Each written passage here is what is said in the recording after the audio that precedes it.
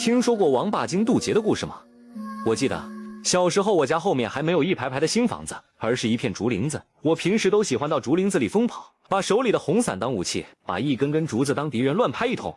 我已经记不清那是几岁了，但是那天天气很闷热，天空灰蒙蒙的，云彩压得很低。我在家里热得实在是待不住了，就趁着我妈没注意，扛着伞又溜进竹林里去玩，想在竹林里的河沟子里洗个澡凉快凉快。可我刚扛着雨伞跑到河边，天上就开始打雷。我没太在意，想着赶紧洗完澡就回去了。可刚准备脱衣服时，就感觉有人盯着我。我一回头，就看见一个老头从竹林里露出个脑袋来。老头的脸上满是皱纹，而且没有头发，脖子伸得很长，也不说话，就瞪圆了眼睛，直勾勾盯着我。那时候我小不懂事，还以为那老头偷窥我洗澡呢，还骂了他一句：“你看个锤子，小孩家洗澡没见过吗？”可就在这时，天上雷鸣电闪，越来越厉害了，震得我耳朵发聋。就见那个老头突然脖子往前一伸，哗啦一声就从竹林里爬了出来。看见他的样子，吓得我一屁股就坐在地上。那根本就不是个人，而是一只光是壳子就有1.5米6那么长的大乌龟。虽然我从小在农村长大，奇奇怪怪的动物见多了，可那么大的乌龟我还从来没见过。而且那只大龟的壳子黑乎乎的，壳上覆盖着一层水苔一样的绿毛。看到那玩意儿，我吓得跟傻了一样。可那只龟没再看我一眼，蹭蹭蹭的就开始往前爬，就跟逃命似的。没等我反应过来，突然一声惊雷就跟在我耳边炸开一样，我脑子里嗡的一声，回过神来时就看见竹林子里烟雾弥漫，那只大龟身边的地面上被劈出来一个冒着烟的大坑，周围的竹子都着火了。再看那只大龟，竟然被刚刚那声雷震得翻了个身，河朝下翻不过来了，开始四脚朝天瞎扑腾，可扑腾了一阵子还是翻不了身，突然一扭头就又朝着我望了过来，那双眼就跟人的一样，眼神跟求救似的。可我当时坐在河边已经吓傻了，一看他扭头看我，我吓得哇哇大叫着就往竹林外跑。刚跑出没多远，我背后又传来几声雷响，我没敢回头看，但是想也知道雷肯定是劈那只大龟的。天上下着瓢泼大雨，我顶着雨就往家跑。那时候我爷爷还在，平时就属他最宠着我。进了门我就跟我爷爷哭，把在竹林里的事告诉他。没想到我说完，他脸色一变，带着我就进了竹林里。到了出事的河沟子旁边一看，那只龟已经浑身让雷劈得焦黑焦黑的，壳也碎了，整个身体都呼呼冒黑烟。我当时那么小哪看得了这些啊，吓得又哭了。我爷爷就安慰我说，这是王八精渡劫遭雷劈了，咱们凡夫俗子千万别插手。之后我爷爷把我带出了竹林，路上告诉我这件事千万别说出去，跟谁都别说。回家后我们爷俩坐在门前，我惊魂未定地问爷爷，爷爷，这到底咋回事呀？那是王八精渡劫呢，可惜那只王八精以前吃过人，老天爷注定不能饶了他，这不报应就来了。我爷爷说完，往竹林的方向意味深长地望了一眼，随后给我说了一件事。我爷爷告诉我，在他7、8岁的时候就亲眼见过王八精渡劫。那天天气不错，我太奶奶就带我爷爷去河边洗衣服。本来是大晴天，可突然天就阴了下来，然后就听见有不少人在远处又喊又叫的。快看，那是啥呀？那是龙吗？就见从天上一片黑压压的乌云里垂下来一条很长很长的尾巴，伴着一阵旋风在河里搅水。旁边就有人喊，是天上的龙渴了来吸水了。然后水里开始冒泡，一只大龟开始在那条尾巴的正下方扑腾，从水里不停往上蹦，就跟想顺着那条尾巴爬上去似的。我爷爷说，那应该就是竹林里被雷劈死的王八精，大小差不多，而且壳子上也长着绿毛。可最后他还是没能蹦上去，然后那条尾巴就缩回了云彩里，没了。天也晴了，那只大龟一个猛子扎进水里就不见了。后来又过了10几年，那时候爷爷奶奶刚结婚，村里人常把棉杆泡在村外河里剥皮做麻绳，棉杆泡久了，河水就会变紫红发臭，鱼虾大量死亡，甲鱼螃蟹成群爬上岸，孩子们就抓来当玩具，导致村里腥臭一片，连家里的猪狗都靠吃那些东西垫肚子。就这样持续了一段时间后，村子里出事了。我们村当时的一个种棉大户在河边泡棉花杆子时，忽然失足掉进了河里。当时不少同村的人都在收棉花杆，还没来得及过去拉他呢，就眼睁睁见他在水里扑腾了2下之后，突然扑通一声沉了底，紧接着水里就开始往上冒雪花。随后那个种棉大户的尸体自己飘了上来，不知道让什么东西给咬的就剩下半个脑袋了。据当时的目击者说，他的尸体浮上来后，水里就开始冒泡，然后一个长着绿毛的大王八盖子从他尸体底下露了个头就游走了。传闻他前一晚还梦见一个大王八警告他，说棉杆污染害死不少他的子孙，再不清理干净就来索他的命。结果那人也没当回事，这不就出了这种事。从那件事之后，村里再也没人敢去河里泡棉花干子了，那只大王八也就再也没有出现过。这事儿慢慢就被人淡忘了。爷爷说，这就是那只王八精吃过人，天理难容的缘由。后来过了很多年，我长大了，那只王八精渡劫的事也就慢慢淡忘了。可谁知道，我忘了他却始终记恨着我，要害我死。而这一切都和我与生俱来的命格有关。小时候算命的说，我命犯五通神，20岁必死于烟花之地。这事儿得从2个旧新闻说起。新闻1。07年台北某地公路，一女子驾车被指扎铃车尾随半小时，监控显示该车悬空行驶，无车轮痕迹，无任何动力来源，后自行起火，化为灰烬。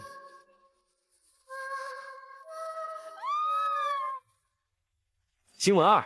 网传某地深夜加油站内，一辆公交车前来加油，员工收款后发现钞票化为冥币，回头时车辆已不见踪影，监控仅捕捉到模糊残影，车内搭载数名纸扎人影，转瞬消失在夜色中。员工因惊吓送医，经排查未发现相关痕迹，但不实传言仍引发恐慌。这类怪事，我也曾亲身经历过一次。如果你现在并不那么着急，来听听我的故事吧。我叫马追猪，是 S 市大学城一家夜场里的保安。其实以我的姿色，完全可以下海赚得盆满钵满，可惜痔疮限制了我的职业发展。保安虽然收入低，好在每晚进出夜店的美女们足够赏心悦目，让我平衡了不少。当时的我并不知道自己正陷在一个邪气肆虐的十全阴地中，死期将近。邪事发生那晚正好是七夕，我们店里办了一场单身狗狂欢派对，说白了就是把常来的单身男女凑到一起开 party， 喝嗨了的，看对眼的直接领走，出门一拐弯有的是旅馆。派对一直持续到后夜3点半，结束后我到厕所撒尿，隐约就听见厕所深处传来一阵哭声。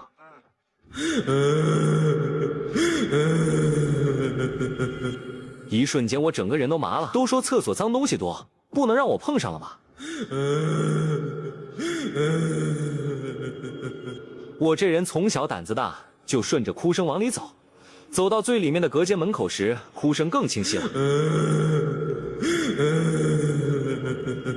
我一脚就踹开了厕所隔间的门，发现正坐在蹲坑上哭的竟然是店里的收银员小陈。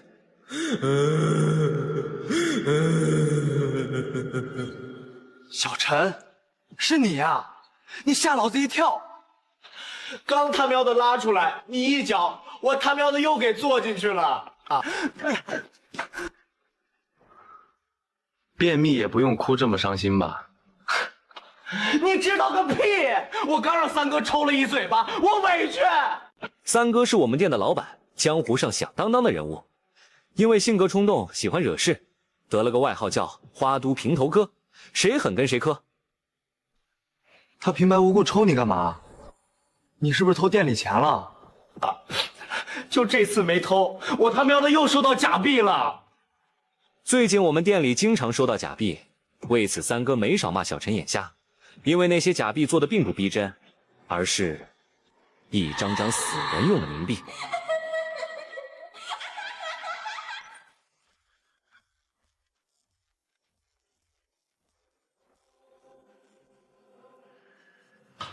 全都是死人用的冥币，这太他妈的邪性了！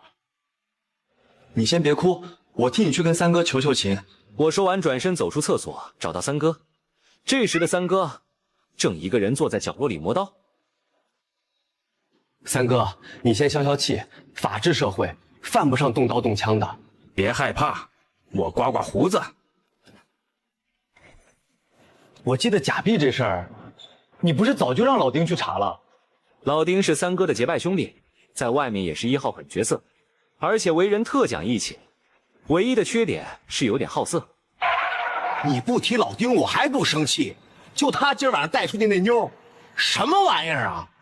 穿的花枝招展的就算了，走路还总踮着脚，脚跟都不着地儿，一看就是个崩老头的货。脚跟不着地，不会这么巧吧？三哥一说这话，我脑子里嗡的一声，脚跟不着地。我猛一下想起了我小时候我妈对我说起的一件鬼事来。那时我才出生不久，一个算命先生给我算完命后，留下了一句诅咒：20岁，那个脚跟不着地的女人会来取你的命的。那诡异的诅咒得从我出生时说起。我妈说，我出生那天天降暴雨，把我家猪圈冲塌了，然后大雨在天上哗哗下，我妈在屋里嗷嗷叫，我爸在院里追着猪咔咔跑。后来我爸说，当时的画面是这样的。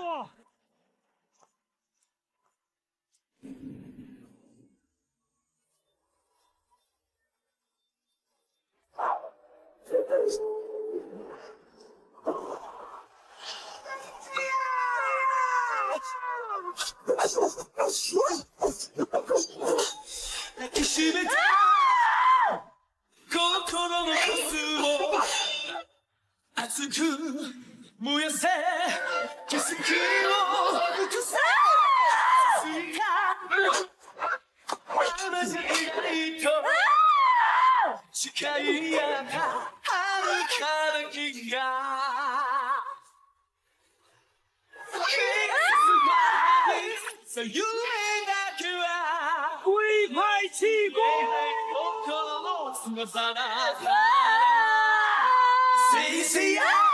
我还会回来的。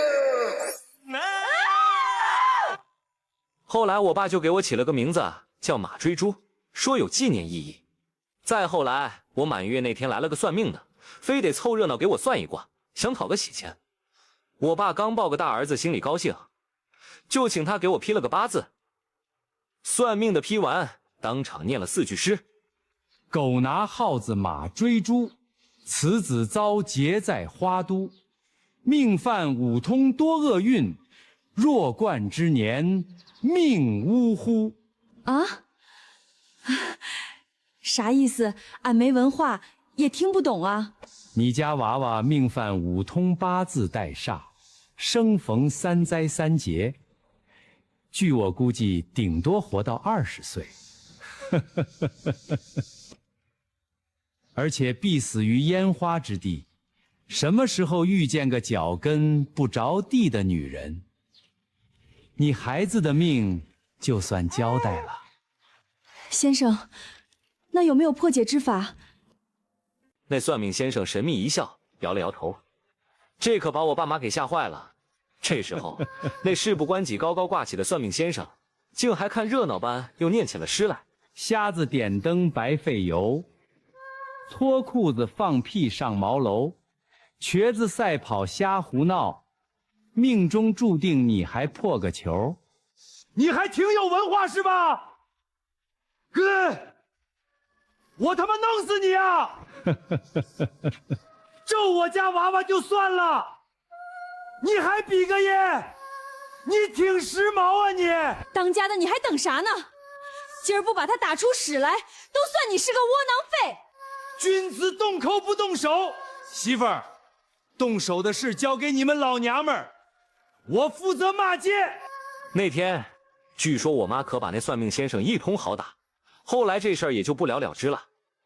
再后来，我在花都当保安，今年刚满20岁，脚跟不着地的女人也出现了。这到底是巧合，还是说那个算命的当年的卦辞成真了？你发啥愣呢？要不你也刮刮胡子精神精神。三哥。这事儿有蹊跷，蹊跷，恐怕是……不好了，不好了！没等我把话说完，收银员小陈突然惊慌跑了过来。瞎叫啥？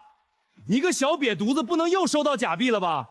不行，你俩脚离地，智商就能重回高地。三哥，不好了，老丁他出事儿了。老丁出事儿了，我兄弟咋地了？小陈告诉我们，老丁他横死家中。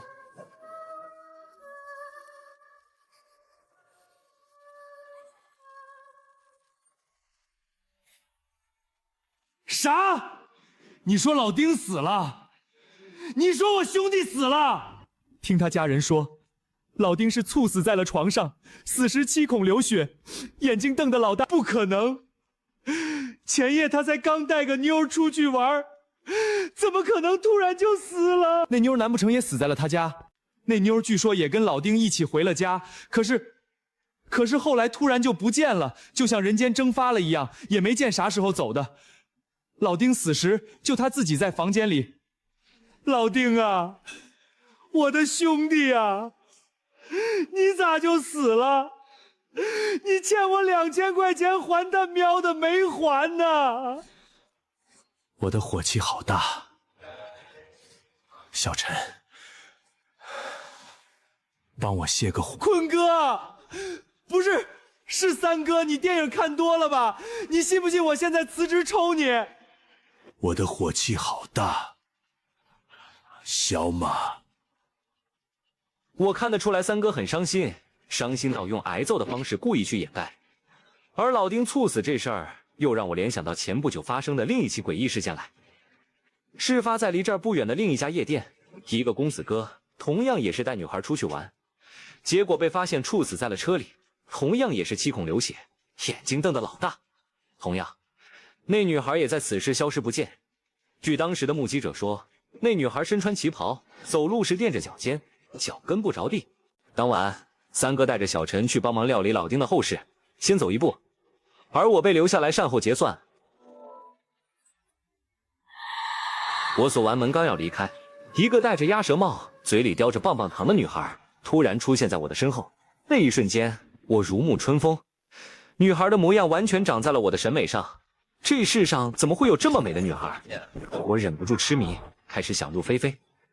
Come on, yeah.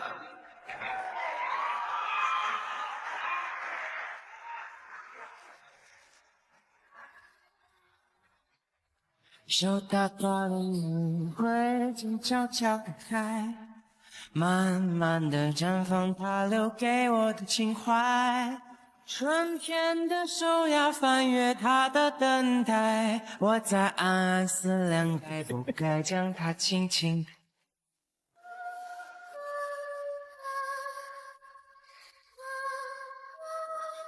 你突然打我干嘛？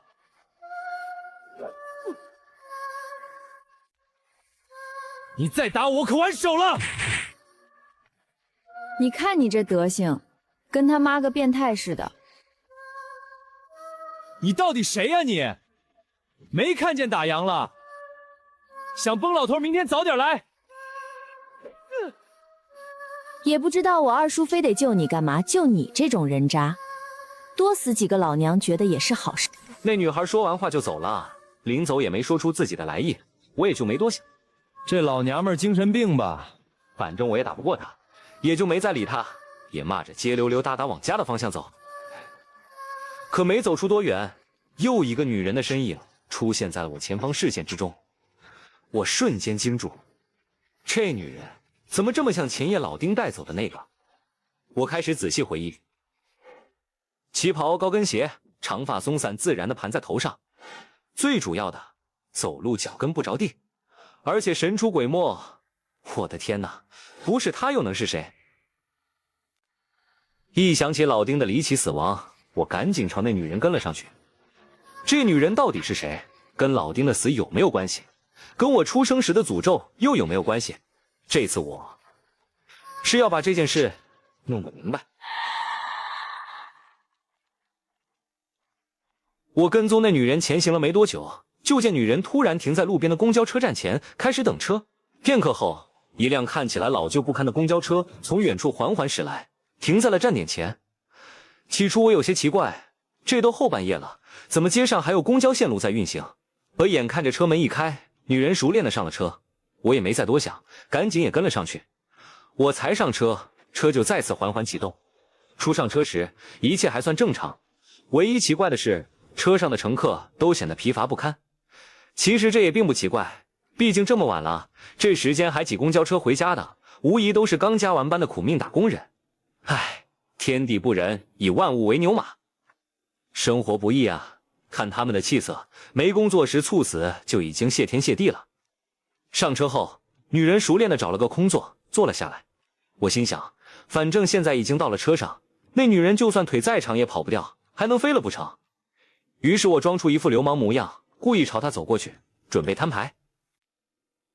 这时女人显然也发现了我，没等她说话，我先掏出店里收到的冥币，质问道：“小妞儿，我是花都夜店的保安，这些冥币是你花的吧？你胆子挺肥呀！还有，老丁是怎么死的？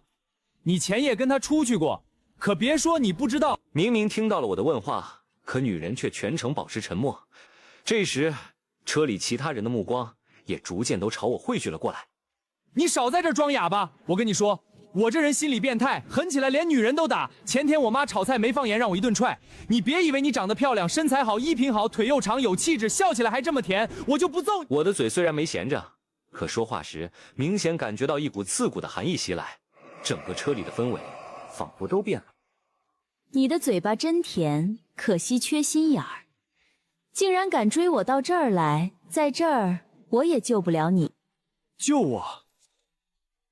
啥意思？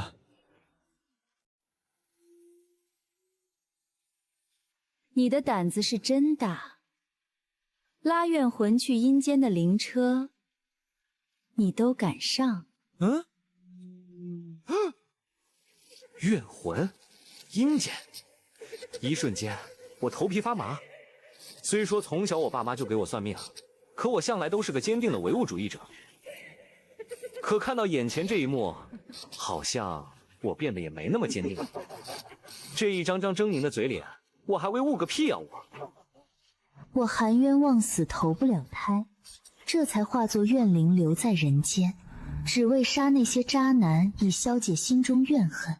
你我井水不犯河水，我不招惹你，你何必来自己寻死呢？妈妈咪呀！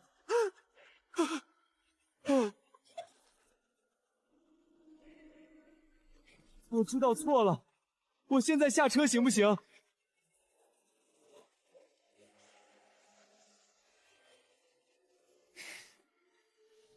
黄泉路上可没有经停站，想下车可以，命得留下。我心说这回算是玩大了，眼看就要死到临头。这时，一个熟悉的声音却从车厢深处传来。我就说你缺心眼儿，你还不爱听。不过看来我二叔比你还缺心眼儿，非得救你个傻庙干啥？还有帮手，两个一起死！美人儿，救我狗命啊！天地自然，晦气分散，洞中玄虚，黄浪太渊。破！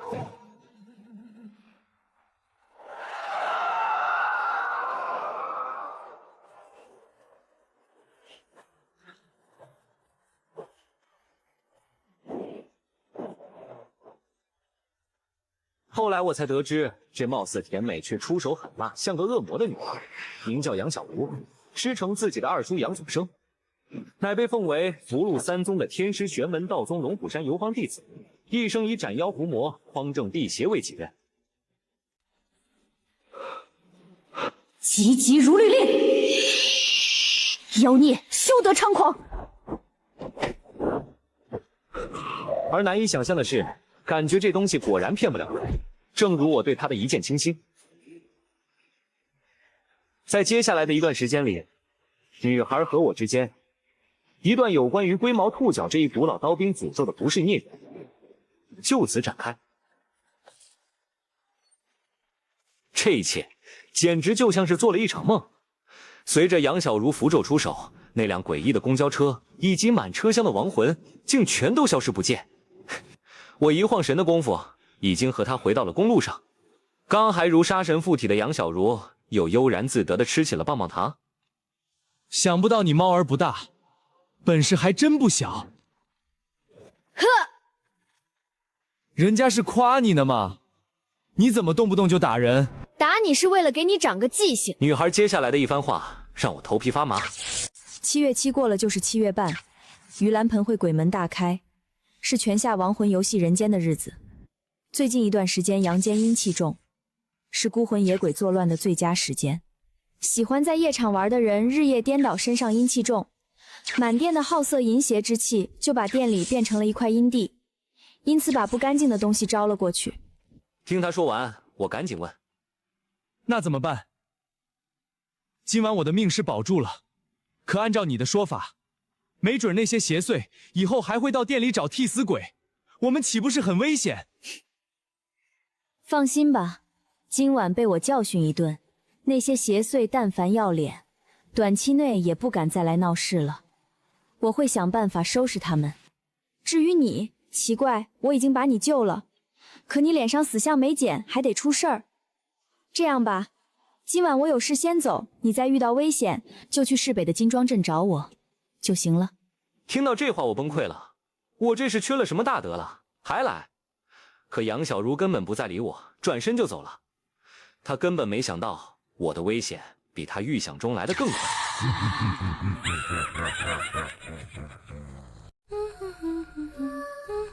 杨小茹离开之后，我也赶紧往家里跑，好好洗个澡睡一觉，忘掉夜里发生的一切才好。呵呵，果不其然，该来的还是躲不掉。就在快到家时，一个诡异的身影却挡住了我的前路。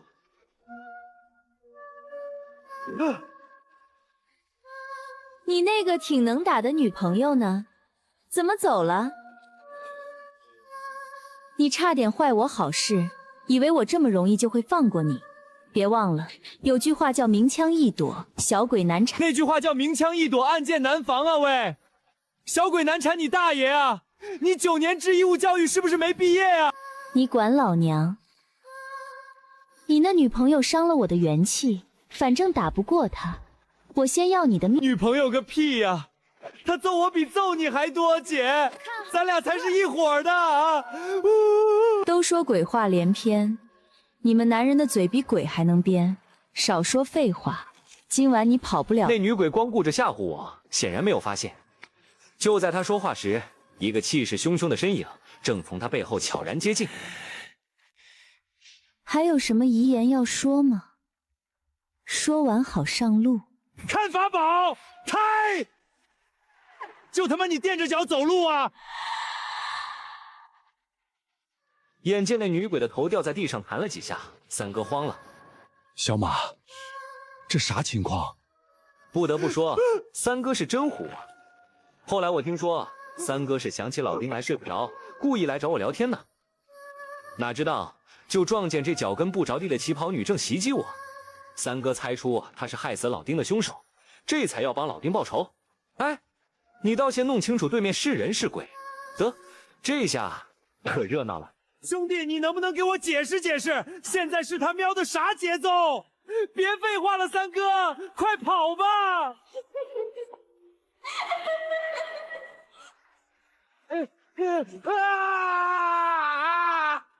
见势不对，三哥也不多说，抱着我撒丫子就跑，跑得后脚跟直冒火星子，鞋还跑丢一只。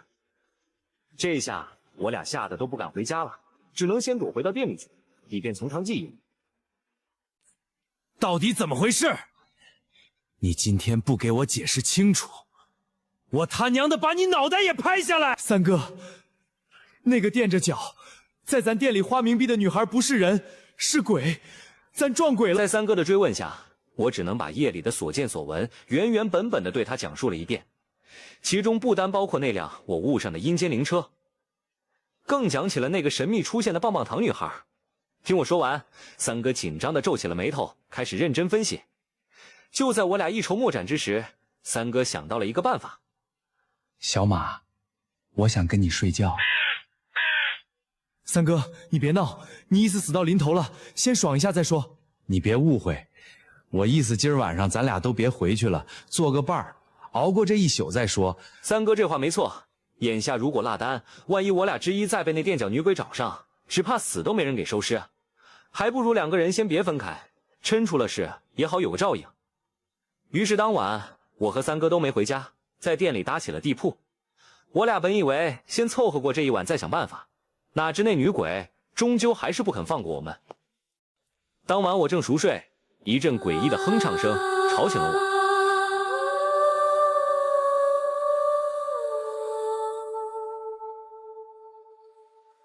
我睁眼一看，竟是三哥正举止奇怪的在舞池里跳舞，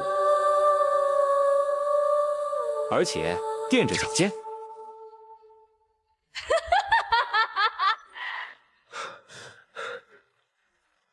我脑子里嗡的一声，瞬间从头凉到了脚。那跳舞的的确是三哥，但是显然又不是三哥，而是已经附在他身上，正操纵了他做出诡异姿势的垫脚女。糟了，三哥中招了。俗话说得好，肝胆相照同风雨，生死不负兄弟心。刀光剑影情不改，赴汤蹈火亦长存。眼见三哥被鬼附身，我不能见死不救。一时间，我脑海里闪过无数三哥和我朝夕相处的画面。我对你那么好，你就这样回报我的？你个傻！靠！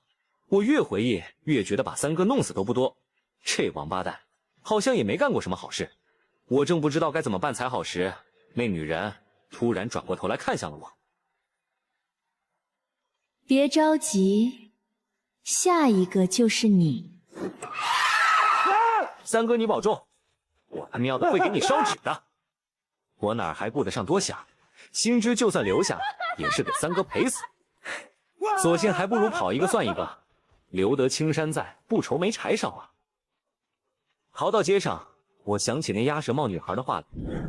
这样吧，今晚我有事先走，你再遇到危险就去市北的金庄镇。若遇危险，到金庄镇去找他。对呀，我现在就去找他。我看路边正好有辆破自行车，管他是谁的，我登上就跑。路上还是觉得不安全，又学着杨小茹的之前画符的样子，随便乱画了张符贴到自己头上辟邪，这才直奔金庄镇而去。金庄镇是临近市区的一个乡镇，我没去过，但是知道在哪。等我骑车到了金庄镇时，天都已经亮了。我忽然又想起了另一个问题来，那丫头说让我有事到金庄镇找她，可金庄镇这么大，我怎么知道她住哪儿？我正不知所措时，就看见路边一个早点摊前有个黄毛胖子在朝我招手。哎，快点儿，我赶时间呢。怎么？难道他认识我？你看这上面写的就是专门治这个病的，效果不错。那金毛胖子自称叫猴二哥，还是个金丝猴，可我怎么看他这形象，跟他喵的猴子也不沾边啊，分明是头金毛猪王。算了，不管那么多。猴二哥虽然不认识我，却神神秘秘地帮我指明了去路。你的来意我知道，要是想活命，就顺着路往前走，见到第一个小卖部往右拐，门口栽着3棵大柳树，那家就是你要去的地方。俗话说有病乱投医，都这时候了，他说什么我听什么吧。于是我骑着自行车按他说的路线开始东拐西拐，竟来到了一户人家的院门前。听到我的敲门声，开门的是个穿得破破烂烂的中年人，看穿戴打扮似乎不是普通人。小子，你可来了，我等你好久了。他也等我，我根本就不认识他，他等我干嘛？随后中年人把我请进了院子里。你找根树杈，把自己的阴历生日写在地上，我去叫小茹，一会儿再来见你。虽然这个中年人很像变态，可我还是听话的写了起来。我正认认真真在地上写字，竟没发现杨小茹以怒气冲冲来到我的面前，正盯着地上我写的字仔细的看，并且面带震惊。此时我还不知道，比那垫脚女鬼更大的危险已经降临。你走路怎么没声音啊？你他喵的不能也是个鬼吧？这是你的生日，我一直没问你的名字是不是叫马追猪。出生时天天降暴雨，把你们家猪圈冲塌了。先别说别的了，走，快跟我去救三哥。棒 ，Lady， 救三哥，救你姥姥啊！我弄死你！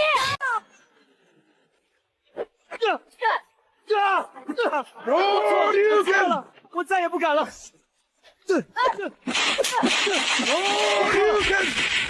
打了！别打了！我他喵的招谁惹谁了我？啊！你他喵打我，至少得有个原因吧？好在就在这时，那中年变态走了过来。既然你问原因，那我替他告诉你，20年前你妈可就是这么揍他爸的。20年前，听到中年变态这话，我瞬间想起了出生时那段往事了。小茹他爸，该不会是我靠，小茹他爸该不会是当年那个算命的吧？完了完了完了完了！怎么会这样？小茹他爸是我大哥，他当年好心帮你算一卦，不给钱就算了，反倒让你妈一顿暴揍，你爸骂的也很得，活了20年，难得遇到自己的白月光，让我爸妈给搅和了。紧接着，那老头才入正题。这件事小茹一直耿耿于怀，如今拿你出气，你就认了吧。二叔，咱为什么要救他？新仇旧账一起算，让他被女鬼弄死。小茹，命由天定，有些事二叔不方便多说，你听我的，先帮他渡了眼前的劫，之后你就明白了。那老变态安抚完杨小茹，又对我说：“小马，你有此劫是命中注定。那女鬼之前是被你们害死的，冤有头债有主，所以这次她来找你们偿命了。”我害死的？你开什么玩笑？我平时最心善，除了偶尔害死几亿儿子闺女外，我连蚂蚁都不敢踩。我都不认识他，怎么会害死他？扯淡呢！你别急，我就问你一句话，你想活命不？想。还请高人传授破鬼之法。哼，这个好办，你去跟那女鬼睡一觉。你个老变态，你让我睡鬼！老变态，不带这么玩人的！你让我去睡鬼，你怎么不让我睡你侄女？还睡不睡？我错了，我错了！你先别激动，听我往下说。那老变态接下来的一番话令我感悟极深。他说：“人立于天地之间，上承天道，下接地气。而鬼只是残留于天地之间的一团能量，上承不得天，因此惧怕日光；下接不得地，因此脚跟离地，半悬于空。鬼虽为怨念残留人间，但向来互不相犯，极少害人。而那女鬼名叫胡曼玉。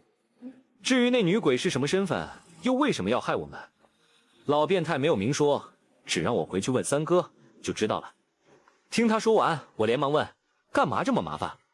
他和小茹这么大的本事，把那女鬼除了不就行了？”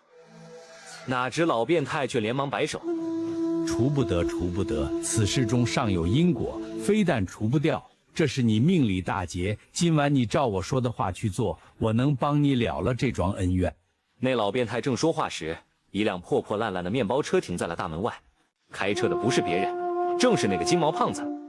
没想到他竟然是这老变态的徒弟。师傅还没说完呢，我们该出发了。随后，老变态叫我和小茹上了那金毛胖子的车，说今晚猴儿哥和小茹会陪我去那女鬼胡曼玉的丧命之地，到时候我心里所有的疑问都会迎刃而解。至于老变态为什么不顾小茹的阻拦，非要帮我，我也问了，他只神神秘秘地说了一句话：“我不是在救你，是在救我们杨家。你若死了，小茹也活不成。”杨老道这是什么意思？这每天戴着鸭舌帽的女孩身上到底还隐藏着什么秘密？当天，猴哥开车带着我和小茹回到了市里，一路上我满心不安。很快，面包车停在了花都夜店门前，我上班的地方。虽然现在是白天，可我们往里走时，只觉得一阵阴气逼人，店里阴森森的可怕。就在这时，小茹突然从旁边拦住了我。等一下，有脏东西。脏东西在哪儿？根本没等我反应过来，前方却突然闪过一道黑影。我仔细一看，竟是一只女鬼。那女鬼并非是垫脚女胡曼玉，但怨气比她也少不到哪儿去。孽障，天师门人在此，休得放肆！金光咒！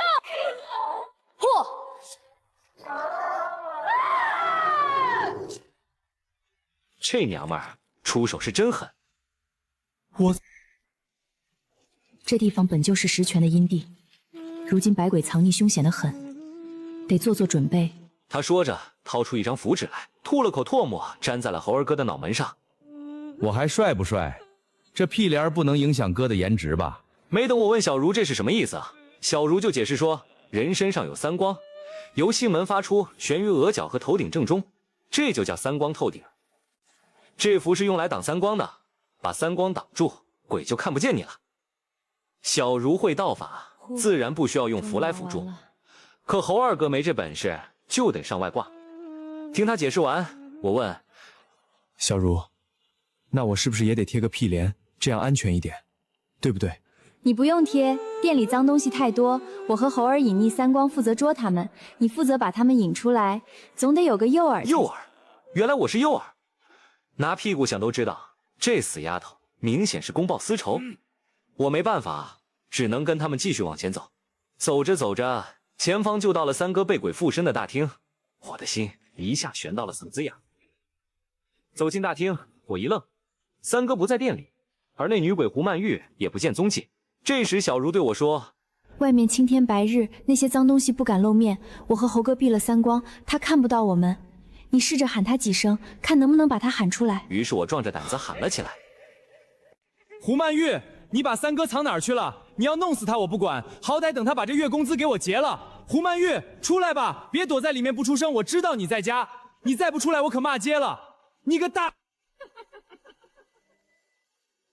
我一边骂街一边在店里溜达，喊着喊着，只觉得背后突然有点发凉，而且越来越凉。我察觉到不对劲儿，猛一回头，我尼玛，他不是刚被小茹弄死吗？小哥哥，你是在找我吗？小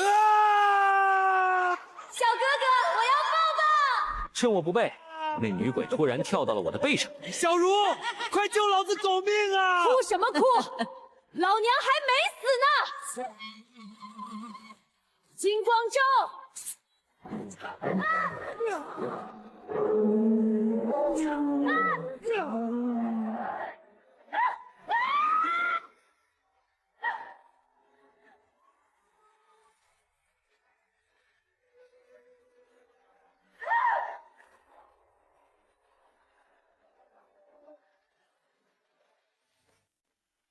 这回应该死透了吧？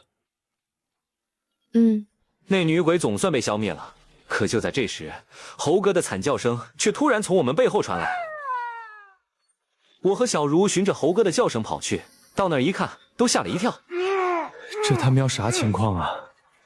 就见猴二哥拽着退到膝盖的裤子，立在柜台旁边瑟瑟发抖，已经吓尿了裤子。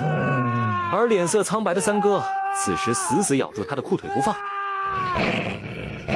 小茹，快救我啊！这货疯了，老子就想找地方撒个尿，结果他忽然从柜台底下窜出来，一口就把老子给咬住了。幸亏老子躲得快，不然你猴哥以后就变成猴总管了。猴哥说话的功夫，就见三哥的动作越来越慢。突然，他松开嘴里的裤子，头上冒出一股子黑乎乎的阴气。又过片刻，三哥在惨叫声中晕厥倒地。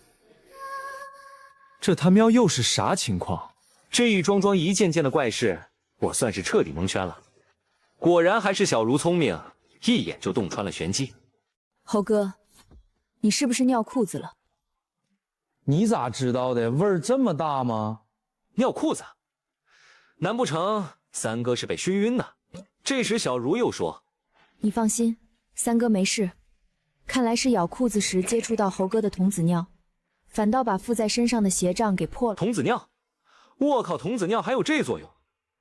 你别小看童子尿，驱邪治病能解百毒。三哥被鬼附身，我正发愁该怎么救他，因为稍不留神，那邪祟就会控制着他咬舌头。如今还真是因祸得福了。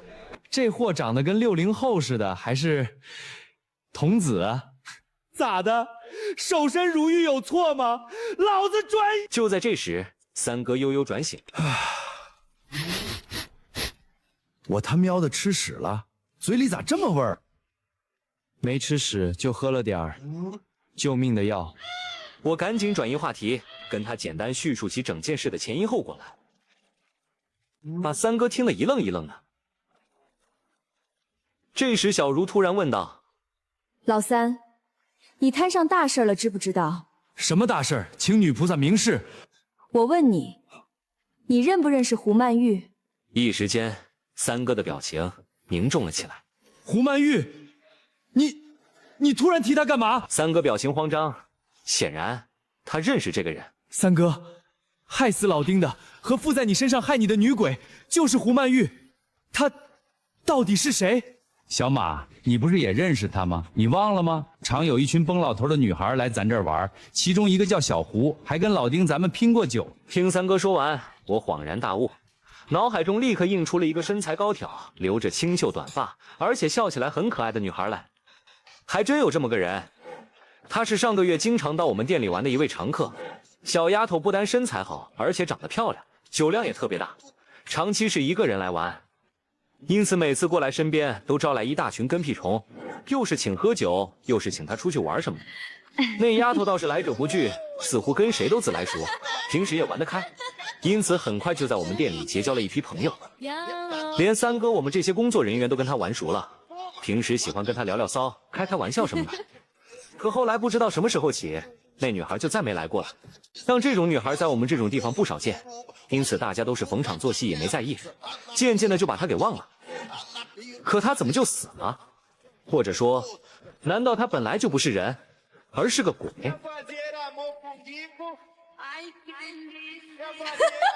你终于来了。可不管她是人是鬼，当初我们玩的都挺好的，也没得罪她，为什么她现在非得要我们死不可呢？是你们害死了他。听到小茹这话，我和三哥都惊了住。我们干夜场的确实没什么好人，但是杀人这种事，就算不犯法，我们俩废物典型也没胆子下手啊。小马，你个王八蛋，你怎么能背着我干出这种事来？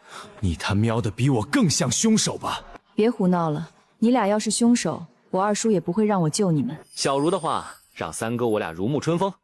这个胡曼玉表面上虽然放荡，但是其实心地不坏。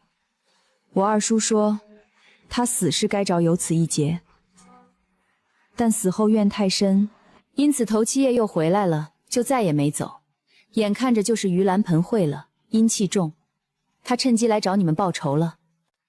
明白了吧？那个老变态怎么会知道这些？不是，我是说杨道爷怎么会知道这些？这你就不用管了，我师傅可不是一般人。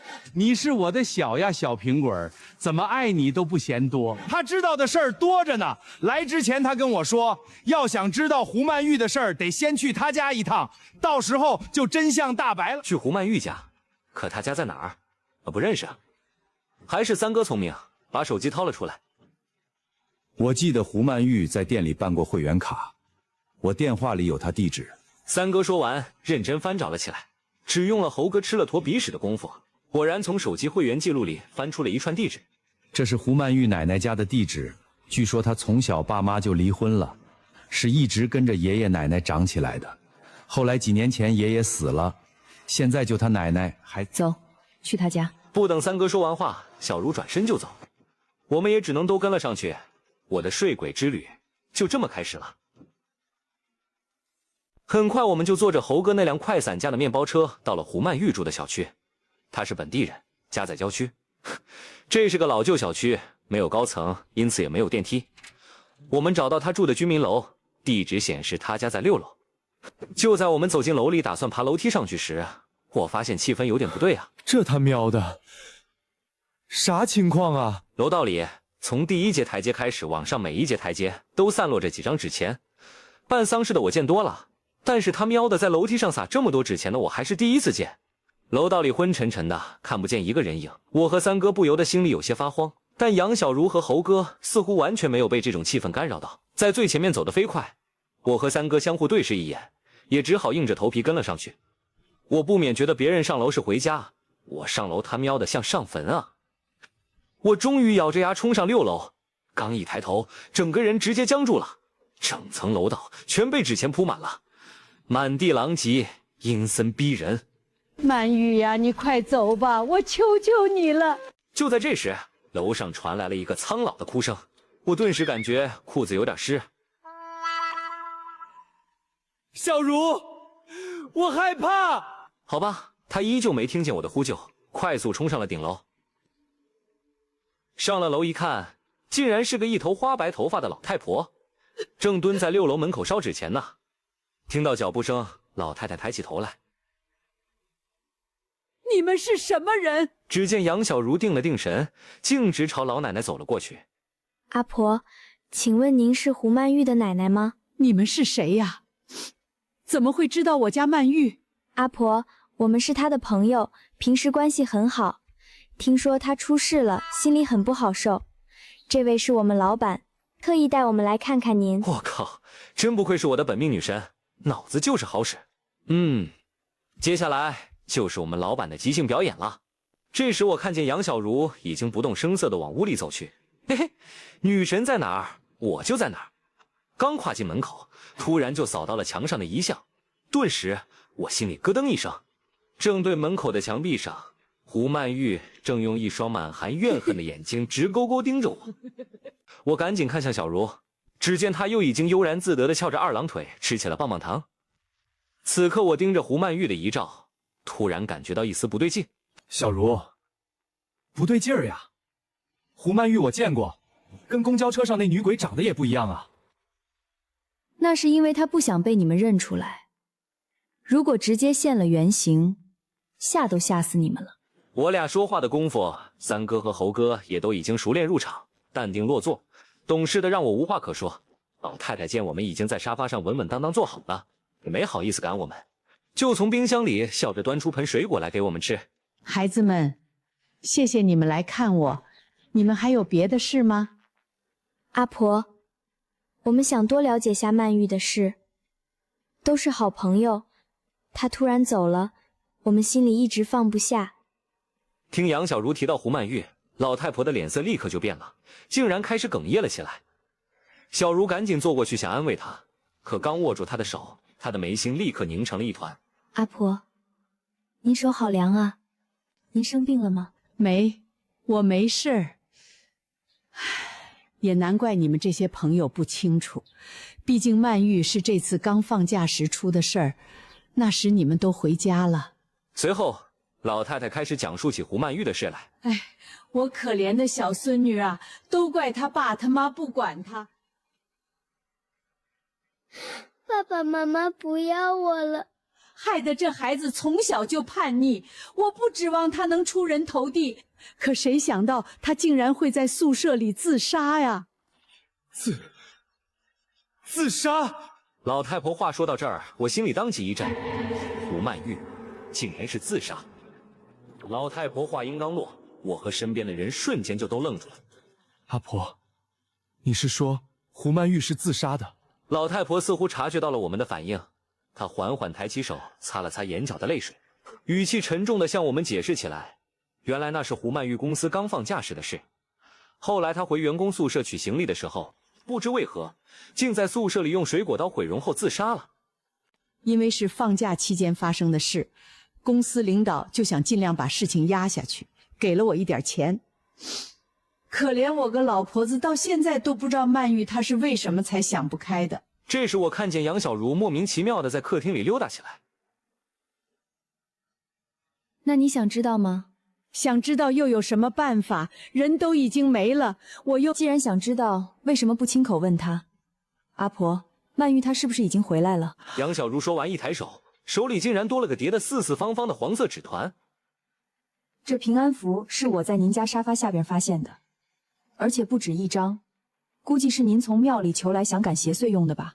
而且，您看您家卧室门锁都被拽得变形了，您是自己一个人住，这怕也是曼玉回来后的所作所为吧。杨小茹说话时，老太婆脸都白了，当即警惕起来。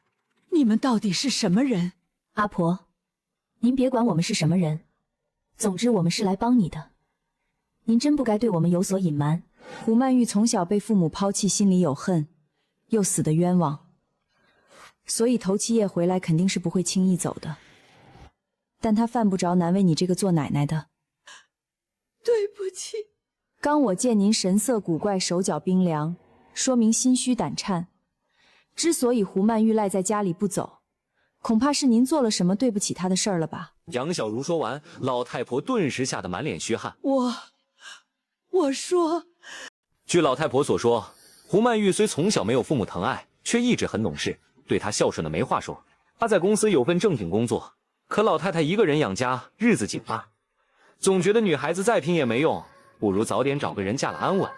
胡曼玉不服气，想靠自己攒钱改变日子，就瞒着她打了2份工，白天在公司上班，晚上去夜店陪酒。可惜好景不长，几个纹着身、戴着金链子的男人找上了胡曼玉的奶奶，说是他们大哥看上了胡曼玉，想跟她处对象。胡曼玉不答应，他们就只好从老太太这下手，送了一堆礼，还拍着胸脯说以后一定会对胡曼玉好，结婚了一起孝顺她。结果老太婆就犯了糊涂，以为孙女能有个这样的归宿也不错，就傻乎乎去买了点褪黑素，吃饭时偷偷放进了菜里。胡曼玉浑然不觉。当晚，老太婆放一早就守在楼下的大哥进了门。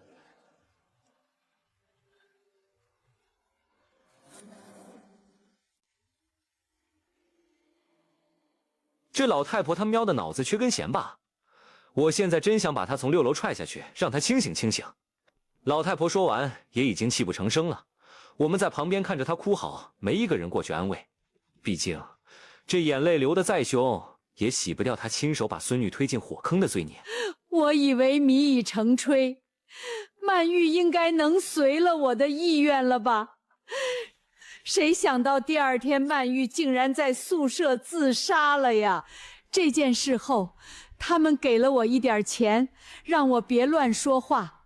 我收了钱后的那几天都没什么事，直到曼玉头七的那晚。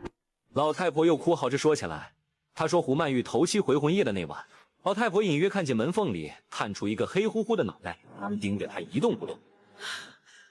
阿弥陀佛。从那以后，一到后半夜2、3点钟，外面就传来拧门锁的声音。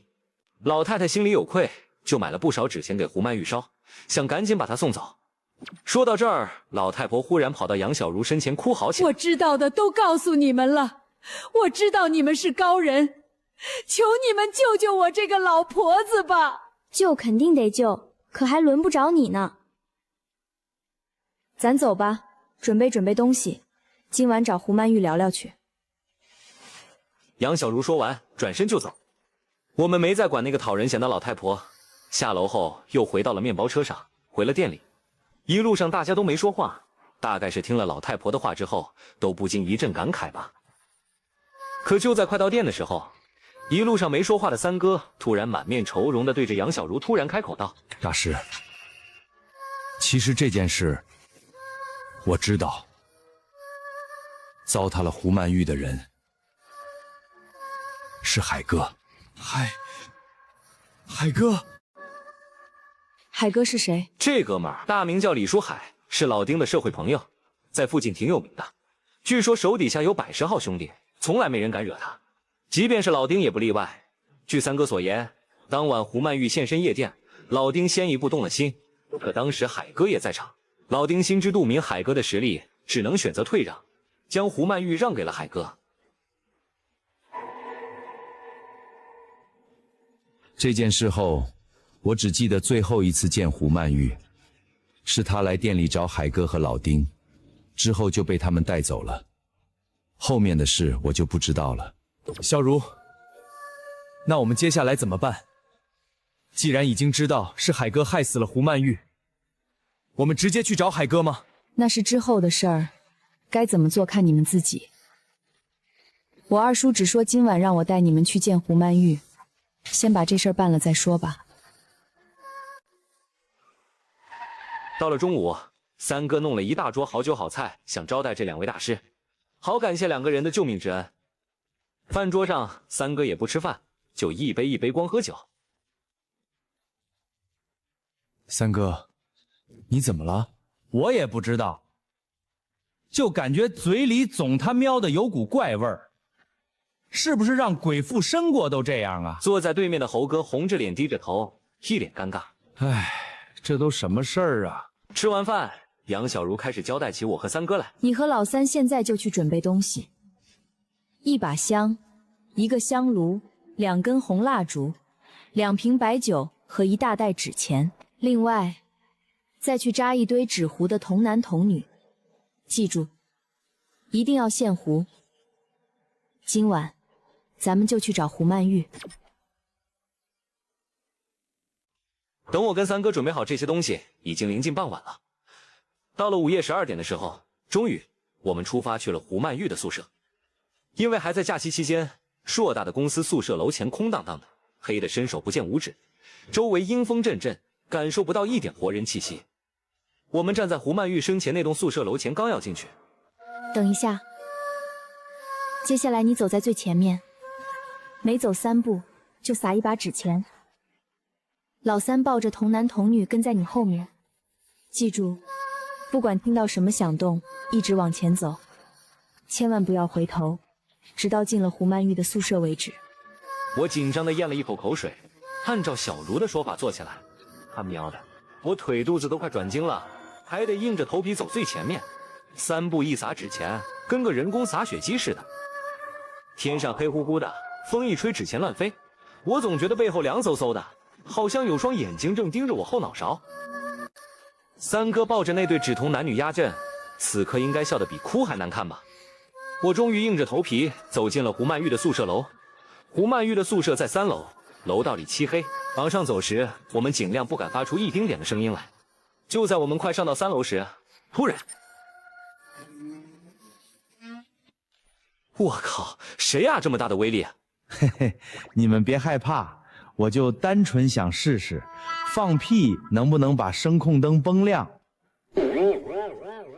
大师，你真是神人啊！小茹，完了，我先撤了，劲使大了，我得洗洗裤子。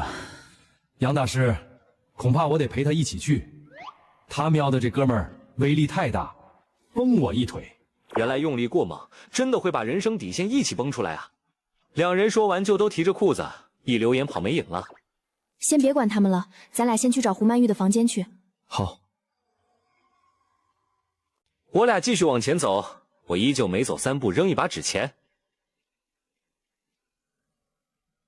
走着走着，经过一间宿舍时，我余光里就扫见从门上的窗户后面露出了一张人脸来，盯着我看。别回头，继续往前走，前面就是胡曼玉的宿舍。316，我们到了胡曼玉的宿舍。宿舍是上着锁的，可杨小茹拿出2根铁丝来，几秒钟就把门锁打开了。不愧是女神啊，真飒！一推开门，黑乎乎的门里立刻透出来一股阴寒，顿时我觉得裤子又有点湿。小茹后面说啥，我一个字都没听进去，满脑子只剩一个念头：跑！完了，这下彻底完了。我只能静下心来，绞尽脑汁地回想小茹的话，并且一步步操作。把准备的香炉拿出来，先点3根香，再点2根蜡烛。记住，蜡烛一着，看见什么都别害怕，能不能逃过这一劫，可就看你自己了。我借着燃起的烛光往前一看，我俩继续往前走，我依旧每走3步扔一把纸钱。走着走着，经过一间宿舍时，我余光里就扫见从门上的窗户后面露出了一张人脸来，盯着我看。别回头，继续往前走，前面就是胡曼玉的宿舍。316，我们到了胡曼玉的宿舍。宿舍是上着锁的，可杨小茹拿出2根铁丝来，几秒钟就把门锁打开了。不愧是女神啊，真飒！一推开门，黑乎乎的门里立刻透出来一股阴寒，顿时我觉得裤子又有点湿。小茹后面说啥，我一个字都没听进去，满脑子只剩一个念头：跑！完了，这下彻底完了。我只能静下心来，绞尽脑汁地回想小茹的话，并且一步步操作。把准备的香炉拿出来，先点3根香，再点2根蜡烛。记住，蜡烛一着，看见什么都别害怕，能不能逃过这一劫，可就看你自己了。我借着燃起的烛光往前一看，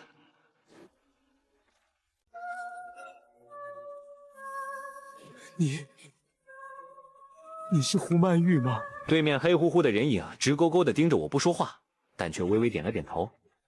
曼玉姐，我知道你走得冤，可我跟你无冤无仇啊，冤有头债有主，谁害你，你找谁去？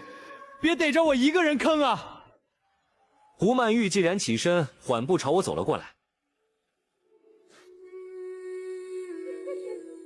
没错，她就是胡曼玉。她脸上横七竖八的伤口全部暴露在了灯光下。曼玉姐，你别过来了，我觉得咱俩还是保持点距离比较好。胡曼玉渐渐逼近，就在这时，小马，快把2瓶白酒拿出来。小茹，胡曼玉，既已不是洋人，何必留恋阳间？你逆天行事，可是要遭报应的。今天老娘带他们来给你赔罪来了。你有2条路走，要么收了钱喝了酒，从此化干戈为玉帛；要么让我俩兄弟给你点颜色看看，打得你永世不得超生。杨小茹说完话，拿出一张黄色符纸，往纸人脑袋上贴。符一贴上去，那2个纸人立刻跟活了一样，开始在地上乱蹦乱跳了起来，嘴里还频频传出嘻嘻哈哈的笑声。胡曼玉一看这种场面也愣了一下，没再往前，开始大笑着往阴影里退。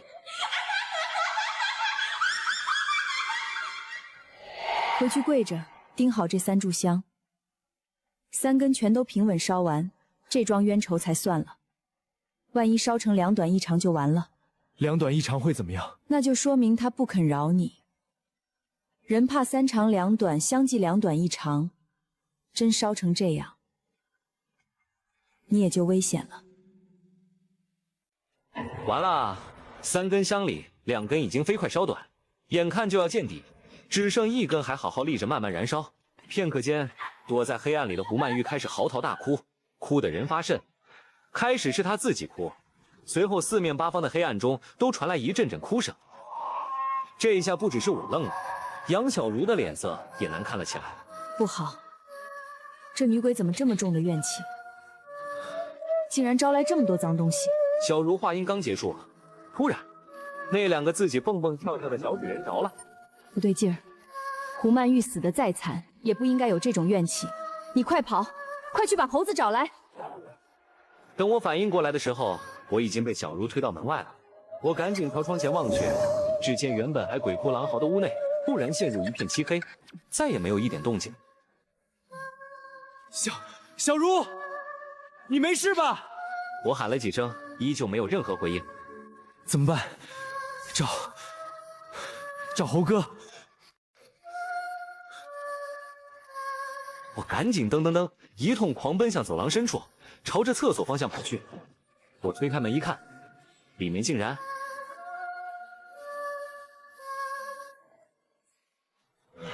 猴哥，你快别笑了，快跟我去救小茹啊！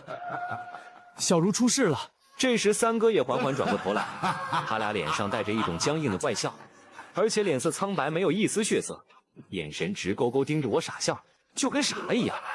最奇怪的是，两人眉心都有一个红点。三哥，你怎么了？你醒醒啊！我靠，扇嘴巴子都没反应，一时间我也没主意了，索性又硬着头皮跑回了胡曼玉的宿舍门前，照着门上就是两脚。胡曼玉，你把小茹放出来，冤有仇债有主。我他喵到底是哪儿惹着你了？害死你的也不是我啊！我刚说完话，黑洞洞的门玻璃上突然露出了一张布满刀伤和血迹的人脸，是胡曼玉。可我没躲，怕是真怕，可这种时候怕有啥用啊？李书海必须死。好，你等着，我这就去把李书海给你找来。你要是敢动小茹一根汗毛，就算你是鬼，我他喵也让你再死一次！我强装镇定的说完这番话后，一口气冲出了公司，赶紧掏出电话给小陈打了过去。小马哥，我在这儿。小陈，你兄弟我摊上大事了，你知道海哥在哪儿吗？李书海，不知道啊。一说也怪，这段时间海哥好像从道上销声灭迹了似的，以前到处混，现在不少人找他都找不着。那你有办法帮我找到他没？我找他有大事。我是没啥办法，不过我带你去找一个人。他说着，朝马路对面的一片空地指了过去。憋得慌，憋死了！哈哈哈！我顺着小陈手指方向一看，一个胖子正蹲在地上哭。这胖子谁啊？憋死了，憋死了！大哥，120真不贵，给你这价已经很便宜你了，你到底行不行啊你？据小陈所说，这胖子叫李书山，是李书海的亲哥哥，脑子不太灵光，是个傻子，从小就不会自己上厕所，还经常自己偷跑出来迷路。而李书山旁边那个女的是附近的一个发廊女，看见胖子一头红毛，还以为他是来消费的客人，这不故意磨价钱呢。其实胖子根本不是来做服务的，他就是急着上厕所找不到地方，糊里糊涂缠上他了。好家伙，真是踏破铁鞋无觅处，得来全不费工夫。李书海，你藏得再深，也架不住你有个纯种大冤种亲哥啊！我灵机一动，赶紧上前解围。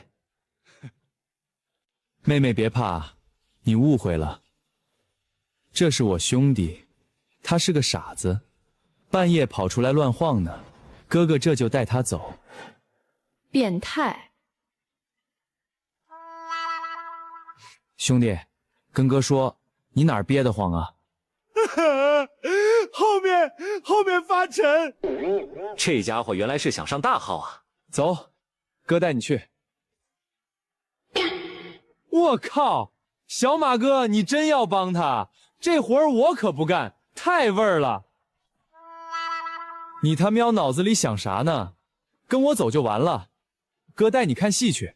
我直接把胖子领进夜场电影院，一坐下，李书山紧张兮兮的左看看右看看。兄弟，你看，这儿一人一个位置，互不打扰，多好！你就尽情释放吧。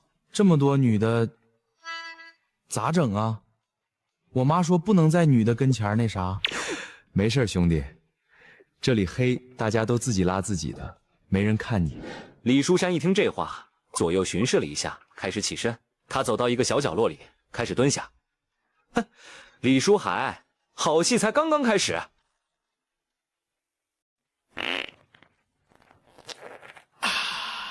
李书山蹲下没一会儿，突然噼里啪啦一通巨响，那股味直冲天灵盖，熏得人直皱眉，黄烟都飘起来了。我和小陈趁机躲在角落里看戏。哎呦我靠！哥们儿，你几个意思啊？电影不好看你别看啊！拉屎抗议！你他喵挺前卫啊！那女的骂完街，整个放映厅立刻乱了套。咦？所有人的目光都朝着傻子看了过来。哎呀，我要回家，臭死了！哎呀，这啥味儿啊？你们看啥呢？自己拉自己的行不？这下场面彻底乱套。保安冲进来一看，傻子还在旁若无人的输出，当场气炸，直接把他按地上一顿胖揍。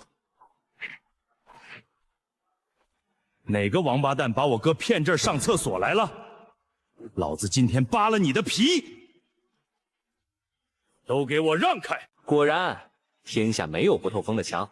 和我猜的没错，这事儿肯定瞒不过李书海的耳朵。哼，李书海啊，李书海，你个乌龟终于露头了！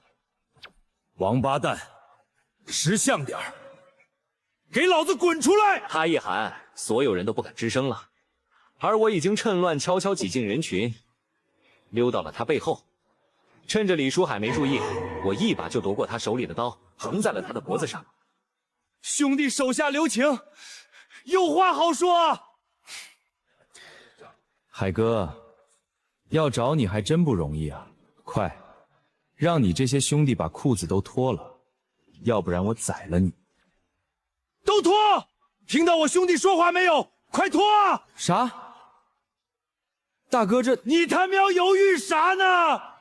脱！刀往脖子上一横，李书海已经快吓瘫了，赶紧照着我的话让手下脱裤子。那些手下不敢不从，只能按照我的话做。海哥，辛苦你跟我走一趟吧。哎，好，走，我跟你走。小陈，车钥匙，小马哥，接着。很快，我就挟持着李书海，骑着小陈的电动车前往胡曼玉的宿舍。而此时的马路对面，应该这群小弟捂着裤裆跟在后面咔咔跑。你站住！你他喵的把裤子还给我！不知道的还得以为应届毕业生集体裸奔呢。兄弟，我认得你，你是三哥店里的小马是吧？我跟三哥老丁都是哥们儿，无冤无仇的，你可不能这么耍我。海哥，咱俩确实无冤无仇，但有个跟你仇深似海的正等着见你呢。谁？你把他名字报出来，我好有个心理准备。海哥，这人您一定不会陌生，他叫胡曼玉。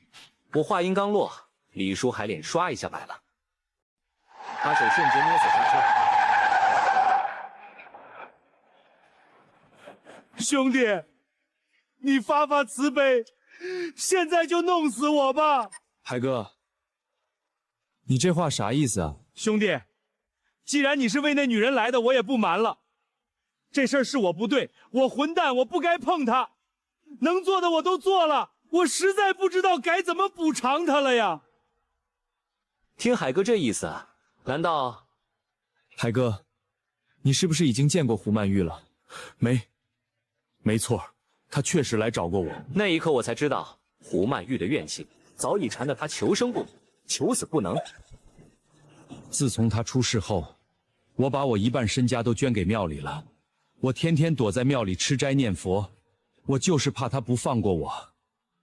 没想到他现在还要我死，兄弟，求你给我来个痛快的吧，让我舒坦点死。我也想给你来个痛快的，可现在三哥和我2个朋友都在他手里呢，不把你带到，他们就都得替你偿命。什么？老三也出事了？海哥，这事儿终归你得给我个交代，你难道要当一辈子缩头乌龟吗？听我说完，海哥久久沉默，神色间满是挣扎与无奈。唉，看来这都是命啊。为了老三，我就舍命陪君子。走，今晚好好做个了断。海哥做完决定后，很快我们就到了胡曼玉的宿舍楼。宿舍楼依旧阴气逼人，楼道内黑得伸手不见五指。我俩壮着胆子，硬着头皮往前走。走廊里的灯忽暗忽明，终于到了胡曼玉宿舍门前。我和海哥都深吸了一口气，抬脚踏进了屋内。可我俩刚进屋，就看见小茹站在房间正中央，正对着我俩诡异的微笑。杨小茹脸色惨白，显然是让女鬼给附身了。她一步一步逼近海哥。李书海，你想干什么？正当我以为胡曼玉会控制杨小茹对海哥下死手时，小茹突然毫无预兆的尖叫起来。小茹！随后小茹直愣愣的倒在了我怀里，我眼睁睁看着一道黑影从她头上飘出。小茹，你没事吧？片刻间，胡曼玉的哭声传来，整个房间顿时鬼哭狼嚎。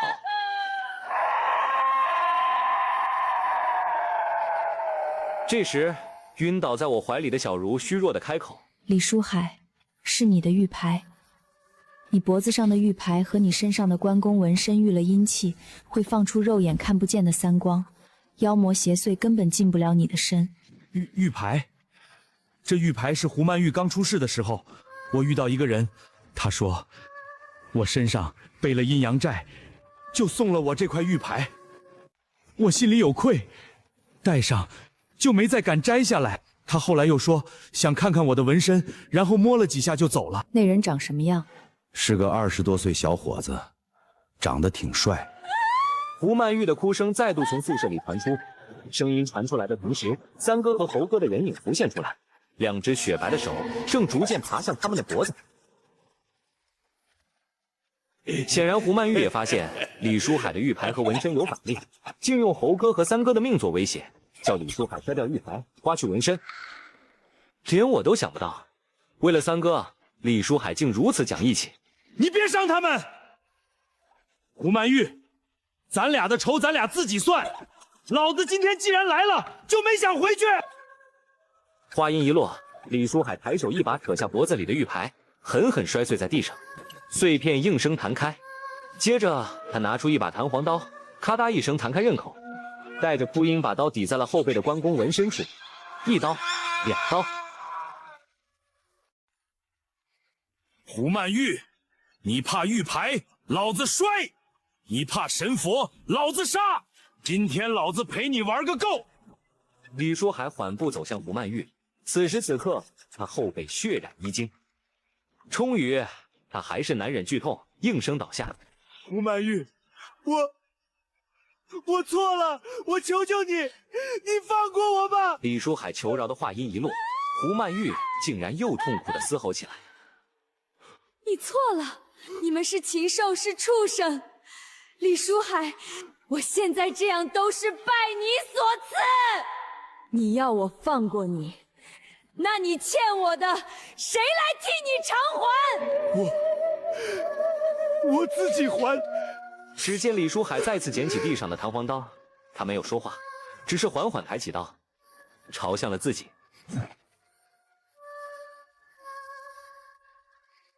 屋内只剩下刺骨的割肉声，一声又一声，伴着压抑到发颤的闷哼。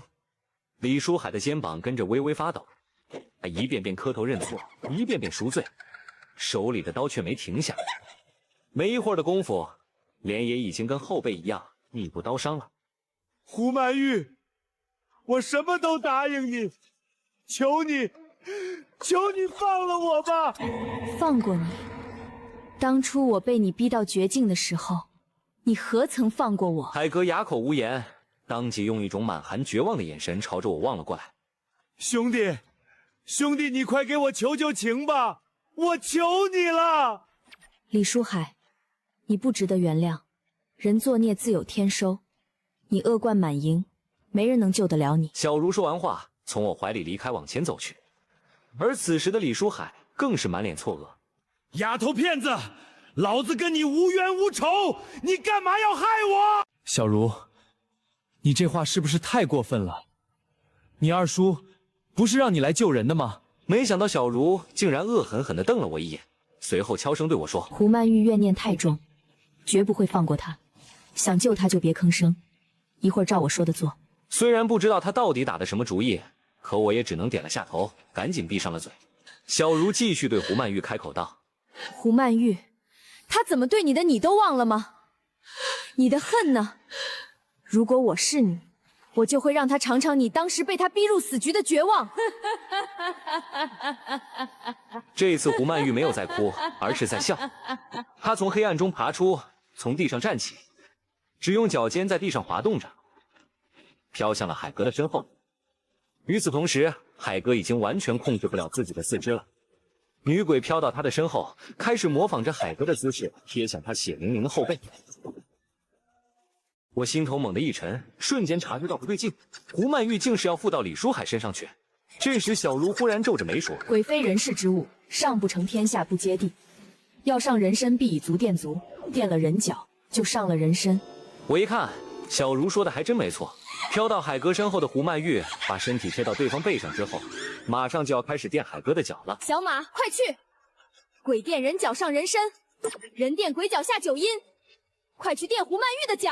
事出突然，我都没明白过来，但杨小茹话一出口，我还是想都没想就朝正要上身的胡曼玉冲了过去，趁他没注意，双脚直接往他翘起的脚跟下面一塞，一瞬间，一股从未感受过的刺骨冰凉传遍了我全身上下，而我的脑海里此刻只剩下一片空白和胡曼玉痛苦的惨叫声。当脑海中的尖叫逐渐退去时，我缓缓睁开眼睛，却不知身处何地。你个小婊子，他喵的装什么装啊？信不信老子扇死你！正当我充满疑惑之际，一个愤怒的声音传来，我竟然看见了李书海。李书海，我要报仇，我要杀了你！这不是胡曼玉吗？李书海听完胡曼玉的怒吼，反而冷笑了一下。顺子老丁，我知道你们也看上这妞了，她不是给脸不要吗？行，今天咱哥仨给她来点爽的，去开车去。这不是夜店里那个和老丁一样遭遇的帅哥吗？原来他叫顺子。就在这时，我竟然看到了我自己走在街上。小马，你来的正好，去把我车开过来。哟，这还没下班呢，就等不及了呀！我脑海中顿时回想起前几天我在夜店溜出来闲逛，遇见了老丁的记忆。原来那天他们竟然和胡曼玉在一起。求你们别过来了！他们上了车，可是我却看不到胡曼玉在车上经历了怎样的屈辱和折磨。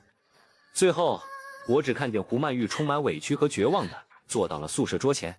李书海，我做鬼也不会放过你们！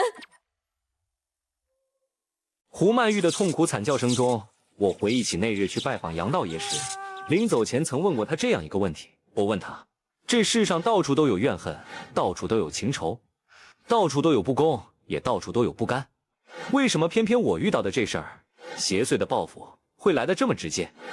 杨道爷一笑，对我说了这样一番话：空门不肯出，头疮也太吃，百年钻固执，何日出头时，欲望迷心，都是执念，都是人自找的。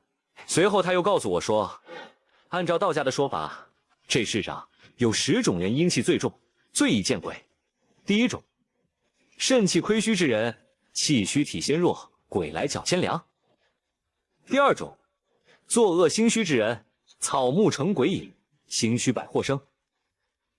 第三种，长期熬夜之人，阴阳常颠倒，气血必不调。第四种，好色淫邪之人，色上一把刀，淫则肾气亏。你是不是喜欢我？第五种，长期恐慌之人，惊恐则伤肾，肾虚则见鬼。没钱逛什么夜店？不把账结了，弄死你啊！第六种，贪念过重之人，贪心害人命，损气又心虚。第七种，过度劳累之人，劳累者气虚，气虚者邪入。第八种，过分悲伤之人。我失恋了，他为什么不要我？我不甘心！悲急如心死，心死鬼自来。第九种，常处死地之人，死地生阴气，阴气煞阳人。第10种，运势困顿之人，人衰则神虚，神虚则运薄。又输了，你个垃圾！喝！哎，这10种人身上的阴气重到一定程度，就成了阴人。10种阴人交集最多的地方，就成了阴地。杨道爷告诉我，除了灵堂、太平间、墓地、殡仪馆这些标准的阴地外，这10种人最常聚集的地方是夜店。我从噩梦中惊醒，竟发现自己置身在胡曼玉宿舍楼旁的破烂小库房里。小茹正一脸不耐烦地坐在我的旁边。醒了？睡得爽不爽？你再不醒，我都想把你拉到火葬场烧了去。小茹，胡曼玉呢？放心吧，已经被我收了。不得不说，多亏了你帮忙。鬼不能接地气，你脚垫下去就把地气打通了，他想跑都跑不掉。我惊了，我还有这么大本事啊！不过人鬼相通是违背天道的事，这一点脚，恐怕减了你至少3年阳寿。3年？我靠人生才有几个3年啊？这买卖我好像做亏了。而这时，小茹又懒洋洋抱怨了起来：“哎，老娘也累坏了，糖也快吃完了。”他丫的还想着吃糖，我觉得我是时候让他尝试一下这世上比糖更甜的东西了。我爱你，亲爱的姑娘，见到你心就慌张。Later。哟，按摩呢？还是泰式的？二叔，他占我便宜！冷静冷静，还没过门呢，就着急做寡妇了。小茹，你着急叫我过来有啥事儿啊？你给我等着，有我弄死你那一天。虽然挨了顿揍，好在3年阳寿丢的不亏啊，幸福。这时小茹从怀里掏出了李书海的玉佩来，杨道爷看完一惊：“小茹，这是巫鬼教的东西，为什么会在你身上？”二叔，这是李书海留下的。据他说，他曾遇到一个人，那个人不单给了他这块玉牌，还在他的纹身上施了法，导致胡曼玉近不了身。眼见杨道爷神色不对，小茹我俩也心知这玉牌势必关系重大，这时小茹又问：“二叔，乌鬼教是什么？为什么我从来没听你说过？”沉思后，杨道爷并未隐瞒，向我们讲述起这样一段故事。据他所说，那故事发生在汉朝时期。相传汉朝时期，乌鬼教盘踞于巴蜀一带，为非作歹。后有张天师携皇帝9鼎丹经，率1000余弟子东渡而来，斩妖伏魔。池老君见应符箓，大破鬼兵，这才灭了乌鬼教。之后乌鬼教秘术就失传了。介绍完这些，杨道爷又说：“据说乌鬼教人善使金玉法器，玉牌就是其中之一，上刻8郡巫妖4字，名为乌鬼辟邪符。我还是第一次见到。”二叔，还有件事，我先带你去看看猴子和老三，我把他们关在隔壁了。如今三哥和猴子的情况可不乐观，自打昨晚之后，就跟2个丢了魂的傻子一样，彻底迷失了心智。这时道爷却说：“不用去了，我来时已经看过他俩了，应该是中了什么人的锁魂咒。”锁魂咒，这有什么玩意儿？我忙问道爷，那该如何是好？道爷却问我说：“小马，你还是童子身吗？”不是了，道爷，那是一个万物复苏的春天。哼，无耻！那可糟了，帮李书海那神秘高人可不简单。他用锁魂咒锁了猴子和老三的魂，不赶紧用童子尿破他的法，只怕猴子他俩活不过今天。活不过今天，这一下我和小茹都慌了。可就在我们万分焦急之际，一阵吵闹声从窗外传了进来，竟然是……惨了，李书海带人又杀回来了。道爷、小茹我们仨走到门口一看，好家伙，门口差不多堵了30来号人。李书海浑身裹着纱布，坐在最中间的轮椅上。海哥，凌晨多亏了我们，你才逃过一劫。怎么着？恩将仇报。兄弟，你救了我，我感激你一辈子。可你把我从电影院劫出来，不收拾你，你让海哥我怎么在社会上立足？行，你要收拾我没问题，不过你来的正是时候。收拾我之前，你还得帮我一个忙。你把我害成这样，我凭什么帮你？就凭三哥是你的好兄弟，他中了锁魂咒。锁魂咒，三哥中咒这事儿，海哥怎不理亏？毕竟全因暗中帮他的那个神秘人而起。海哥，眼下急需童子尿为三哥破咒，你兄弟多，快挑几个出来，先救三哥吧。好，谁叫我李书海重情重义呢？弟兄们，谁还是童子的举手！海哥一声令下，手下至少1半弟兄赶紧都豪迈地脱了裤子，争抢着冲进了水房喝水，尽快憋尿救三哥。这时我又说：“海哥，童子尿纯度太高，要不你让其他兄弟也去尿点儿，中和一下尿性。”显然，海哥觉得我说的很有道理。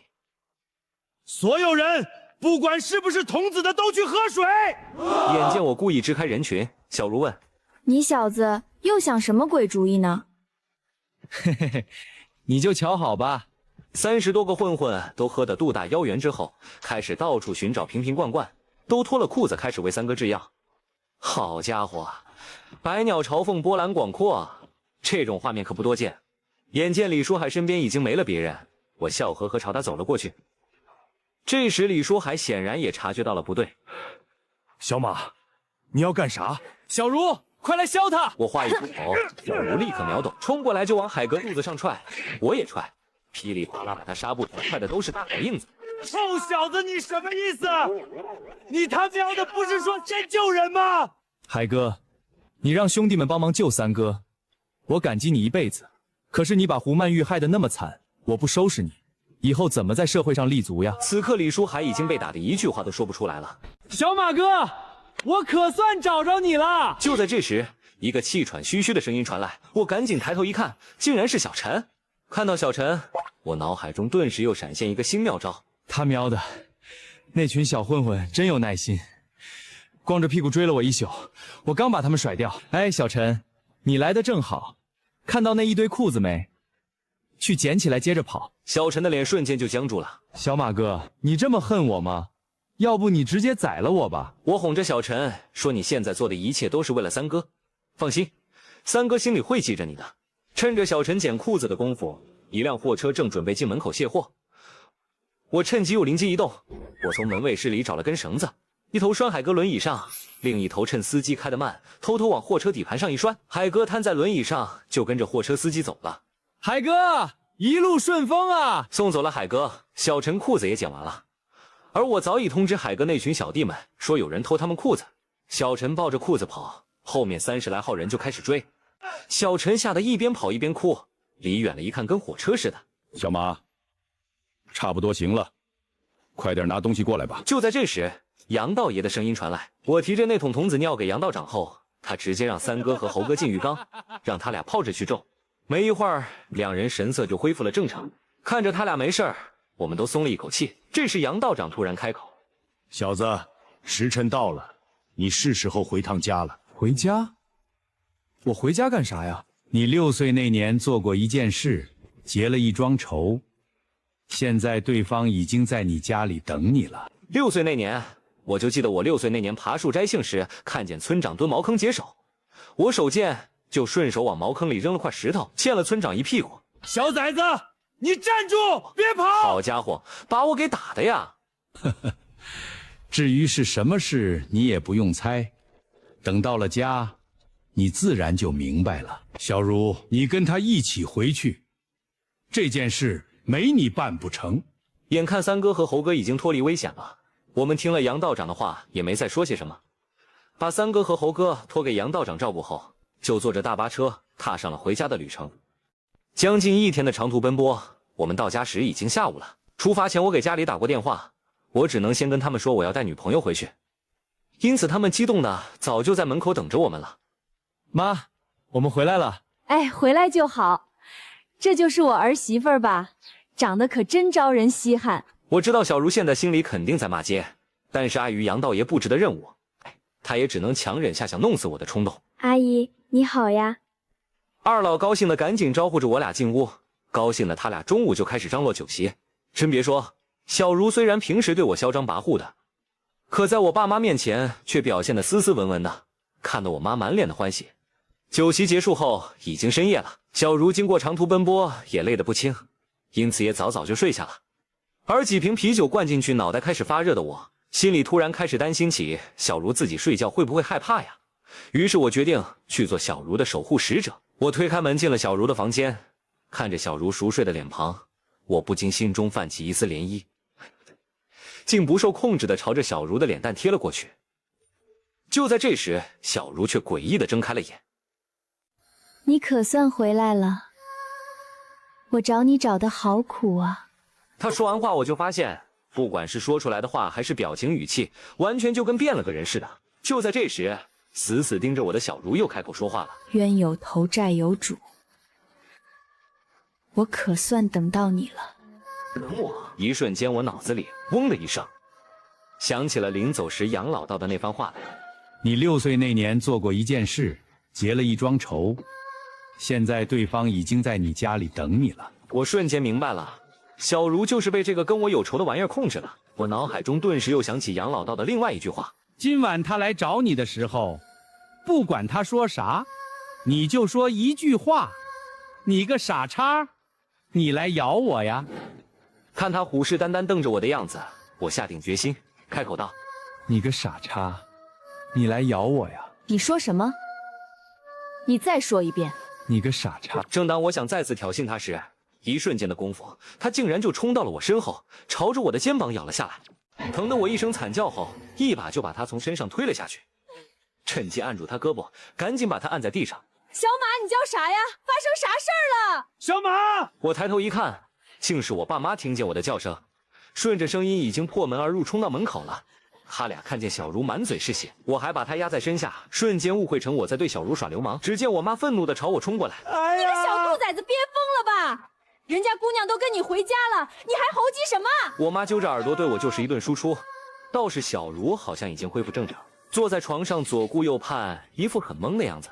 小马，发生什么事了？你还好意思问？你刚才咬我！很明显，小茹已经不记得刚才发生了什么。小崽子，抓紧滚你屋睡觉去！再过来我打残你！而我妈根本就不给我解释的机会，对着我一顿骂街，让我滚回自己屋里。为了稳住二老，我也没再说些什么。回到屋里，我开始回想刚才发生的事，突然发现好像有点不对劲啊。小茹这是怎么了？难不成我家里有什么不干净的东西？可小茹会道术，如果真有脏东西，她一定第一个看出来才对啊。怎么刚刚反而问我发生了什么事？这可真奇了怪了。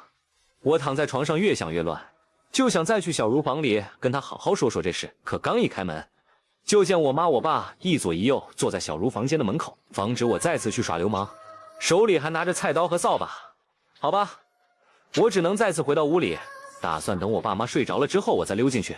一直等到后夜1点多，我开门一看，老两口已经打着瞌睡睡着了。我不敢出声，更不敢开灯，摸着黑开门就往外走。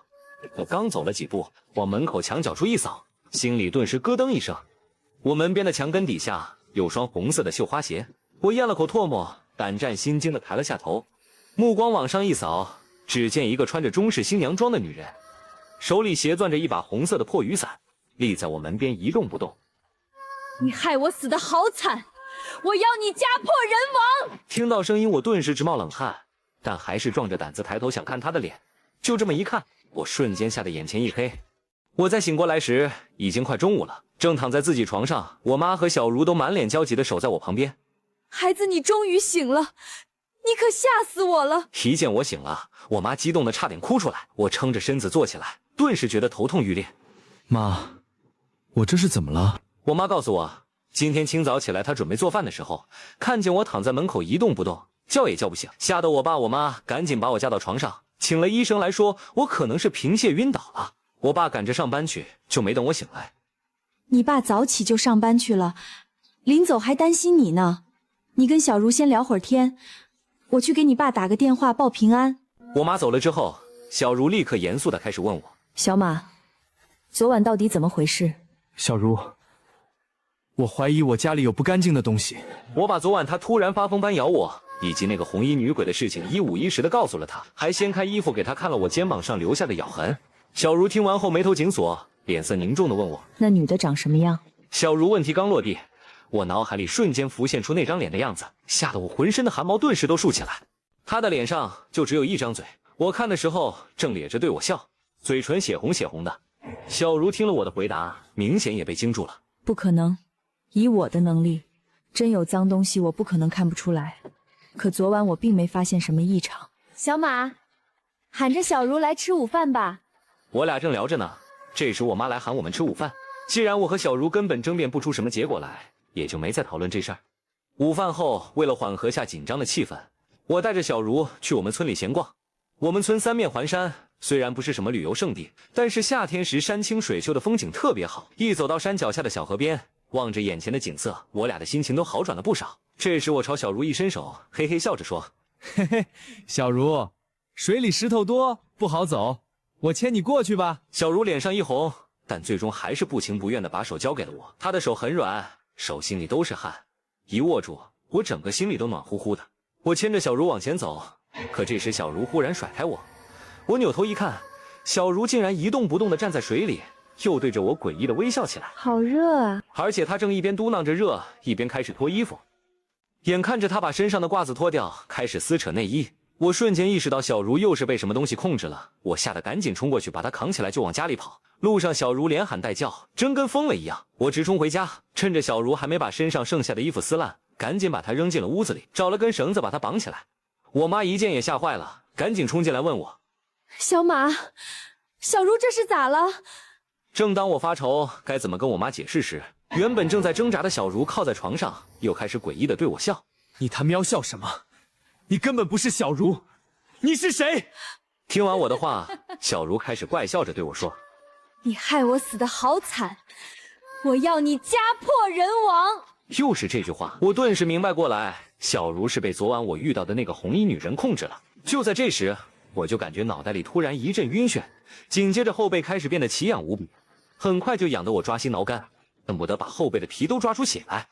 我到底跟你有什么深仇大恨，犯得着你这么害我？就算要害，有种你冲我一个人来！我嘴上虽然硬，可现在明显自身都难保了，后背越来越痒，痒得我趴在地上直打滚。正当我趴在地上痛苦挣扎的时候，小马，你的后背……我妈看见了我裸露出来的后背，顿时吓得大惊失色。不知道什么时候开始，我后背上密密麻麻长了一层翠绿色的绒毛。小茹依旧盯着我诡异的微笑。就在这时，一个熟悉的声音传来：“嗨，小马，好久不见呀！”竟然是猴哥突然在我家门口探出头来，笑嘻嘻的跟我打招呼。他前脚进屋，后脚杨道长也笑眯眯的探出头来看着我。看到他们，我顿时像抓住了救命稻草一样，赶紧对着杨道长喊道：“杨道长，快救救小茹啊！”杨道长手里拿着一把折扇，笑嘻嘻的对我说：“小子，你可比他严重的多，我还是先救你吧。”别，杨道长，先救小茹，他要是有什么闪失，我一辈子都抬不起头来。杨道长听我说完，笑着朝我点了点头。好，那你忍一会儿。随后就见杨道长朝小茹走过去，他先是拿手里的折扇对着小茹的脑袋敲了几下，然后开口道：“你别哭，你别闹，你的来历我知道，前尘恩怨禁不了，逆天行事必有报。”杨道长话音刚落，小茹的笑声变得越发诡异起来。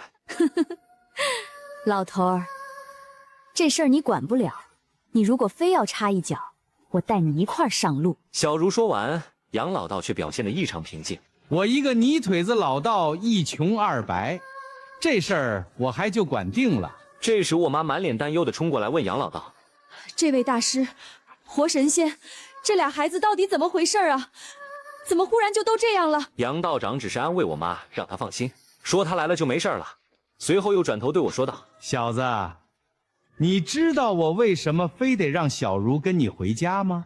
此时的我正痒得抓心挠肝，满地打滚，哪还有心思搭理他？杨道长见我没搭理他，也没生气，又继续说：“小子，你命带三灾三劫，现在这就是你的一场大劫，渡不过去，你今天就得死。”老子第一天遇到小茹的时候，他也说我当天就得死，我还不是活得好好的。此时的我压根就没有耐心好好回答他。紧接着杨老道又给我科普了一堆什么有劫必有渡劫之法的道理，听得我一头雾水，冲着他喊道：“说了这么半天，你倒是救救我呀！”救肯定是要救的，但是救你之前，你得先回忆一件事儿。小子，你好好想想，你6岁那年到底做了什么？杨道长话音一落，我顿时陷入了沉思。我想了一会儿，还是毫无头绪。杨老道看着我，叹了口气，没再说些什么，只是转身让我妈去买几瓶醋，说是要让我舒服舒服。我妈去买醋的功夫，杨老道没再管杨小茹，而是搀着我让我趴进院子里的一个大水缸里。随后他拿着我妈买来的白醋，开始往我后背上倒，又朝在旁边吃桃的猴哥说想借点他的童子尿。杨老道说完，就见猴哥表情瞬间变得很委屈。师傅，我从小就跟着你，你一点东西没教我就算了，成天让我尿尿玩，你当我是饮水机呀？猴哥刚抱怨完，杨老道就瞪了他一眼，吓得他立刻就不敢吱声了。就见猴哥一脸坏笑的朝我走过来，随后他立在我身后，对着我的后背均匀的浇灌起来。还真别说，猴哥这童子尿一浇，我后背的奇痒明显减缓了。经过白醋和童子尿的双重暴击，很快水缸就满了。这时候杨道长过来，拿着他那把折扇，也对着我的头敲了3下。敲完之后，看了眼扇面，抬头严肃地对我说：“小子，你爸是不是晚上9点多才回来？”还没等我回答呢，我妈就抢先冲了过去。是啊，大师，我家那口子在镇上钢厂上班，晚上8点多交班，每天到家都得9点多。杨道长听完我妈的话，沉默着点了下头，随后交代我今晚别吃饭，一直在缸里泡到9点多，又开口道：“今晚9点我有事情交给你做，做得好，你身上背的债就过去了；要是做得不好，会怎么样？”杨道长接下来的话吓得我和我妈都大惊失色。做得不好，今晚上你爸命就没了，你妈哭嚎一宿，明天一早也得跟着去。杨老道的话说完，我彻底傻眼了。他没再理我，而是转身回到了小茹所在的房间。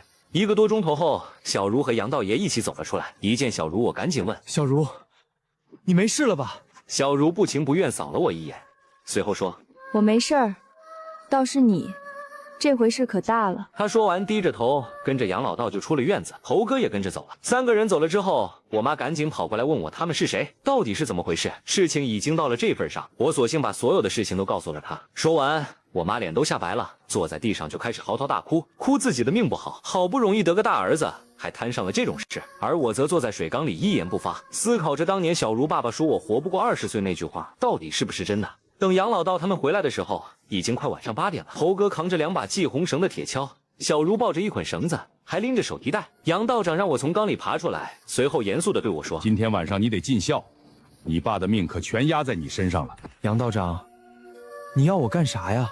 杨老道不慌不忙地指了指旁边的铁锹，然后说让我和猴哥一起拿着铁锹去我们村口的小树林藏起来等着。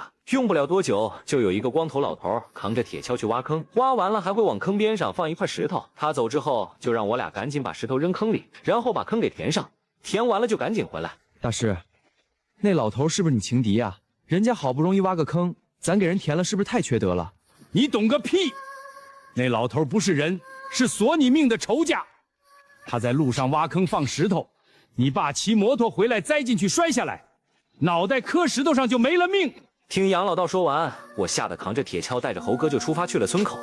到了树林里，我和猴哥找地方藏了起来，左右扫视着不敢说话，一直等到快9点的时候，就看见树林里的一片空地上还真有一个光头驼背的老头扛着把铁锹溜溜达达走了出来。这时候猴哥提醒我，让我仔细的看老头的腿，这一看立刻给我吓懵了。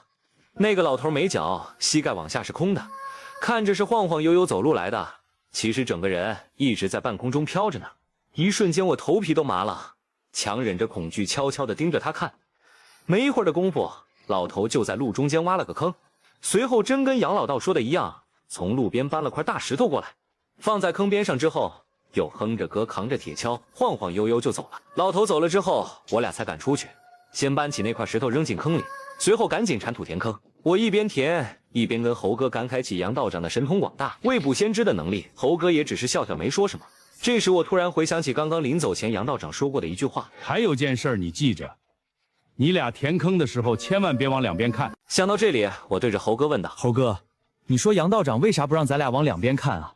这树林里除了咱俩也没别人啊。”听完我的话，猴哥愣了一下，对我说：“我也好奇呢，要不咱俩试试？”一身反骨的我朝着猴哥点了下头，随后我俩小心翼翼地朝两侧转头。可接下来看到的画面直接吓得我们一屁股跌坐在地上。路边树林前的黑影里，就见一个血红人影微微闪过，又是那个红衣女人。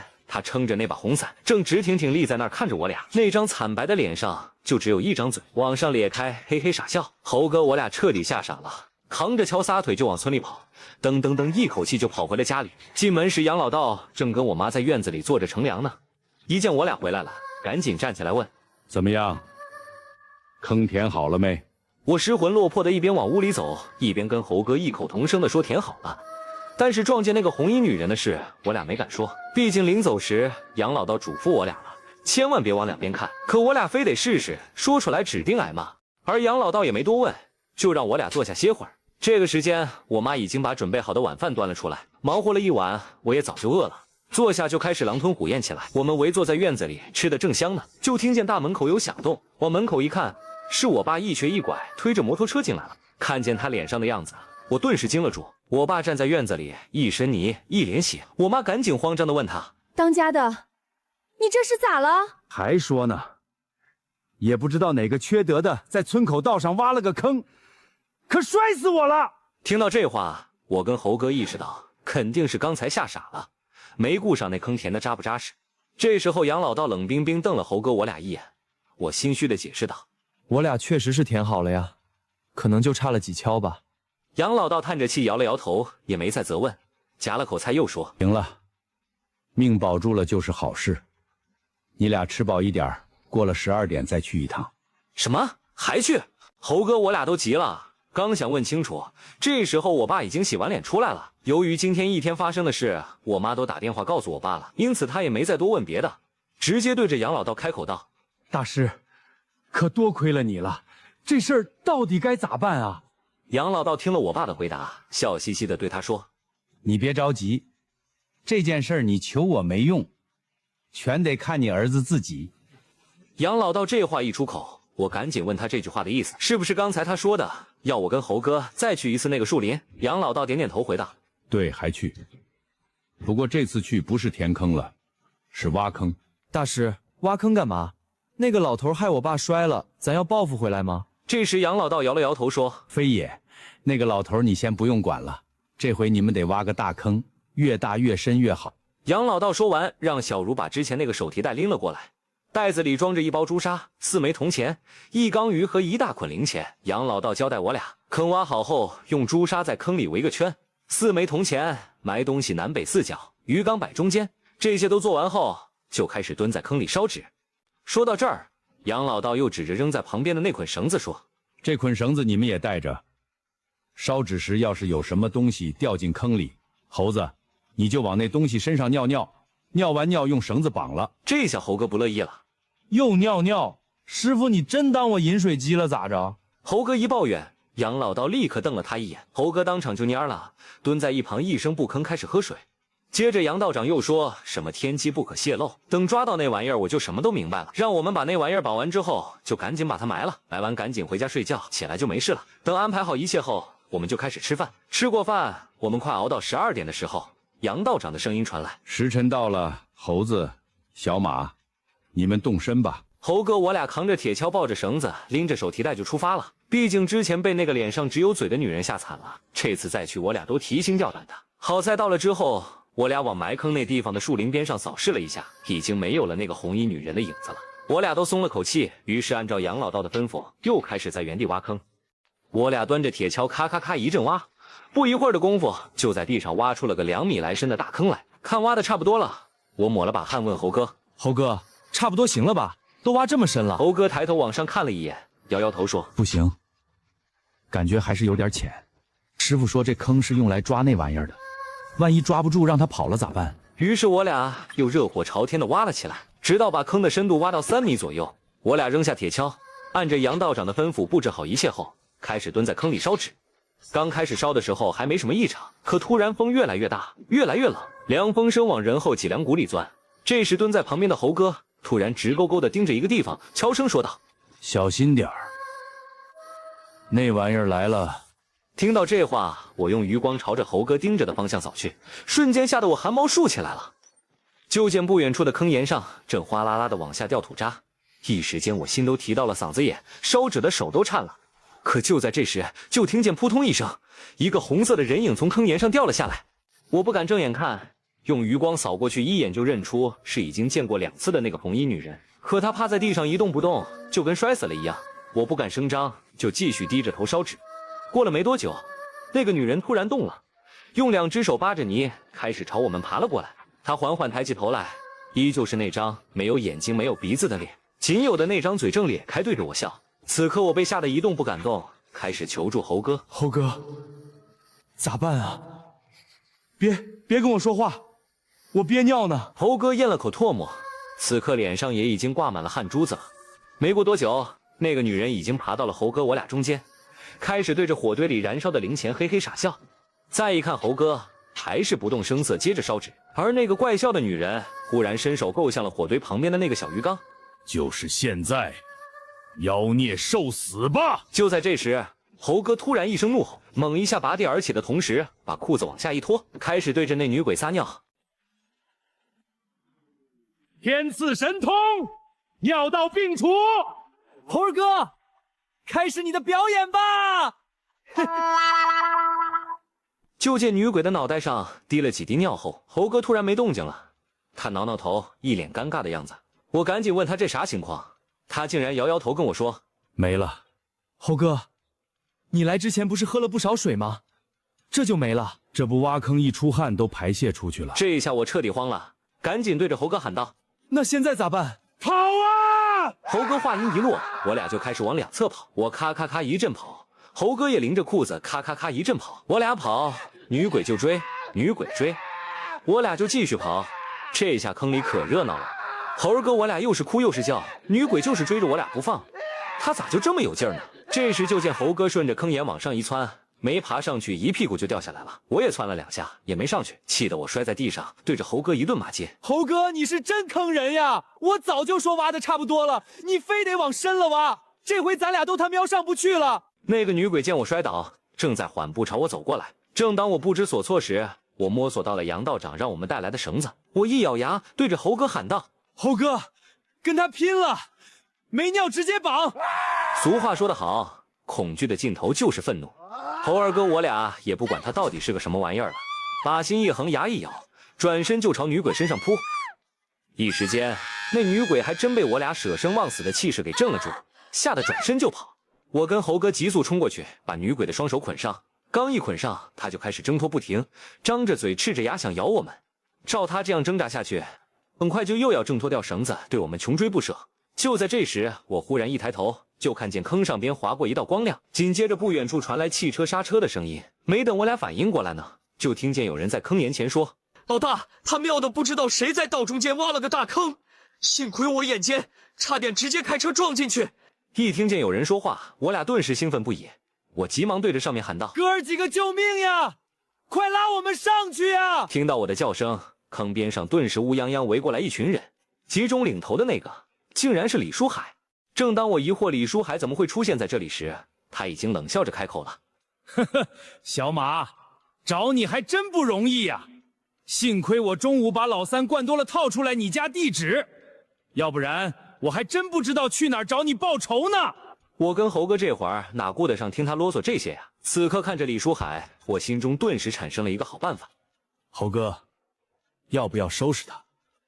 呵呵呵，英雄所见什么同？猴哥一点头，手猛地在我肩膀上一按，脚又在我肩膀上一踹，就朝着坑沿上窜了过去，两步快速窜上坑边，直扑海哥而去。你给老子下去吧！猴哥冲到李书海身后，对着他的轮椅猛地一推，伴随着一阵惨叫，海哥连人带车翻进了坑里。我一看机会来了，踩着他轮椅往上一窜，也跳了上去。可刚一落地，猴哥我俩就被周围那群打手按在了地上。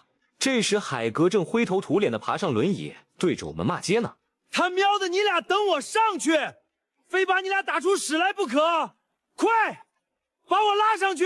可李书海骂街的功夫，那个脸上只有嘴巴的女鬼已经朝他背后扑了过去。那女鬼已经挣脱开绳子，可她没眼睛，啥也看不见，正摸索着双手抓海哥的轮椅呢。海哥这会儿正生气呢，感觉到晃动，他刚想转过去骂街，就看见那只挣脱开绳子的女鬼正朝他爬过来。海哥反应过来，当即一声惨叫，咔咔咔摇着轮椅就往前跑。救命啊！有鬼呀！快拉我上去！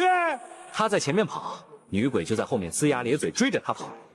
真别说，海哥手劲挺大，咔咔咔摇着轮椅一通狂奔，那女鬼愣是追不上。海哥一边咔咔摇轮椅，一边朝上面叫。可这时坑上那些手下也已经看清了女人的脸，吓得一个个呆若木鸡，都不知道怎么办才好了。我被按在地上，坏笑着说：“海哥，你倒是接着骂呀！来，现在就把我俩打出屎来，看咱们谁惨！”兄弟，你别闹了，哥知错了，前面的事一笔勾销，快救我呀！我望了一眼猴哥，说：“猴哥，救不救他？救，正好收拾不了这玩意儿呢。”猴哥说完，挣开那几个小弟的束缚，站起来，气势汹汹指着海哥说：“李书海，我们救你可以，不过没工具，得跟你借点东西。”您说，只要我有，我什么都给你。李书海一边被女鬼追得嗷嗷叫，一边慌忙地对着猴哥叫。这时猴哥笑了一下，又说：“那你问问你这群手下，谁还是童男子？”又来！我靠，我2天功夫丢2条裤子了，这条可是新买的。那小弟刚嘟囔完，海哥的怒吼声就传来：“少他喵废话！大师的意思还不明白吗？快，童子尿！尿啊！”经过之前那次，海哥立刻秒懂猴哥是想用他们的童子尿对付坑里那个女鬼。他做老大的一张嘴，那些做小弟的哪个敢不听啊？也只能都无奈的开始脱起了裤子来。随着猴哥一声令下，童男子和非童男子立刻自动分成2队，20、30号的童男子们赶紧按部就班，全部面朝大坑站得笔直，形成了一个百鸟朝凤的局面。猴哥一晃手，又一声令下：“准备，瞄准红衣女人，是童男子的，发射。”这群手下还真给力。猴哥话刚说完，一道道黄色透明的水柱朝着坑里就射了过去。可谁能瞄得那么准啊？别说大半都射中了红衣女人，可海哥还是没能幸免于难。整个坑里稀里哗啦，就跟下雨似的，一股骚味瞬间腾空而起。不过海哥也顾不上这么多了，继续摇着轮椅咔咔逃跑。唯一不同的是，被他们一尿，地上的土壤都和泥了，摇不了那么快了。再看女鬼，被童子尿喷到的一瞬间，浑身开始剧烈颤抖，但依旧没有倒下，继续叫嚷着追着摇轮椅的海哥跑。猴哥一看，在坑边上犯了嘀咕：你们这童子尿纯度不行呀，是不是有破身的偷偷混进来了？可现在也来不及想这么多了，他赶紧指挥尿完了去喝水，不是童子肾的继续尿。刚才尿完了，从汽车后备箱里一箱一箱往下抱矿泉水，仰着头猛灌一通。在猴哥的指挥下，2支队伍轮流尿了5轮，恨不得都该尿血了。坑里也都能养鱼了。再看路边上扔了一地的矿泉水瓶子，猴哥我俩又一看坑里那个红衣女人，已经被童子尿淋得躺在地上痛苦的挣扎，整个身体忽然一僵硬，扑通一声就栽倒在了泥潭里，彻底没动静了。都他喵愣着干嘛呢？快把我拽上去啊！海哥一看总算松了一口气，抹了把脸，瞪着眼又开口向我们求救。可坑上边那些手下哪还顾得上他呀？尿的腿都软了，都瘫在地上大喘气呢。也就是猴哥我俩心眼好，找了根绳子把他从坑里拉了上来。拽上来之后，我看着坑里已经一动不动的女鬼，问猴哥：猴哥，现在怎么办？直接把他埋了吗？猴哥摇了摇头说：我估摸着师傅让咱们把他埋了，是怕咱们降不住他。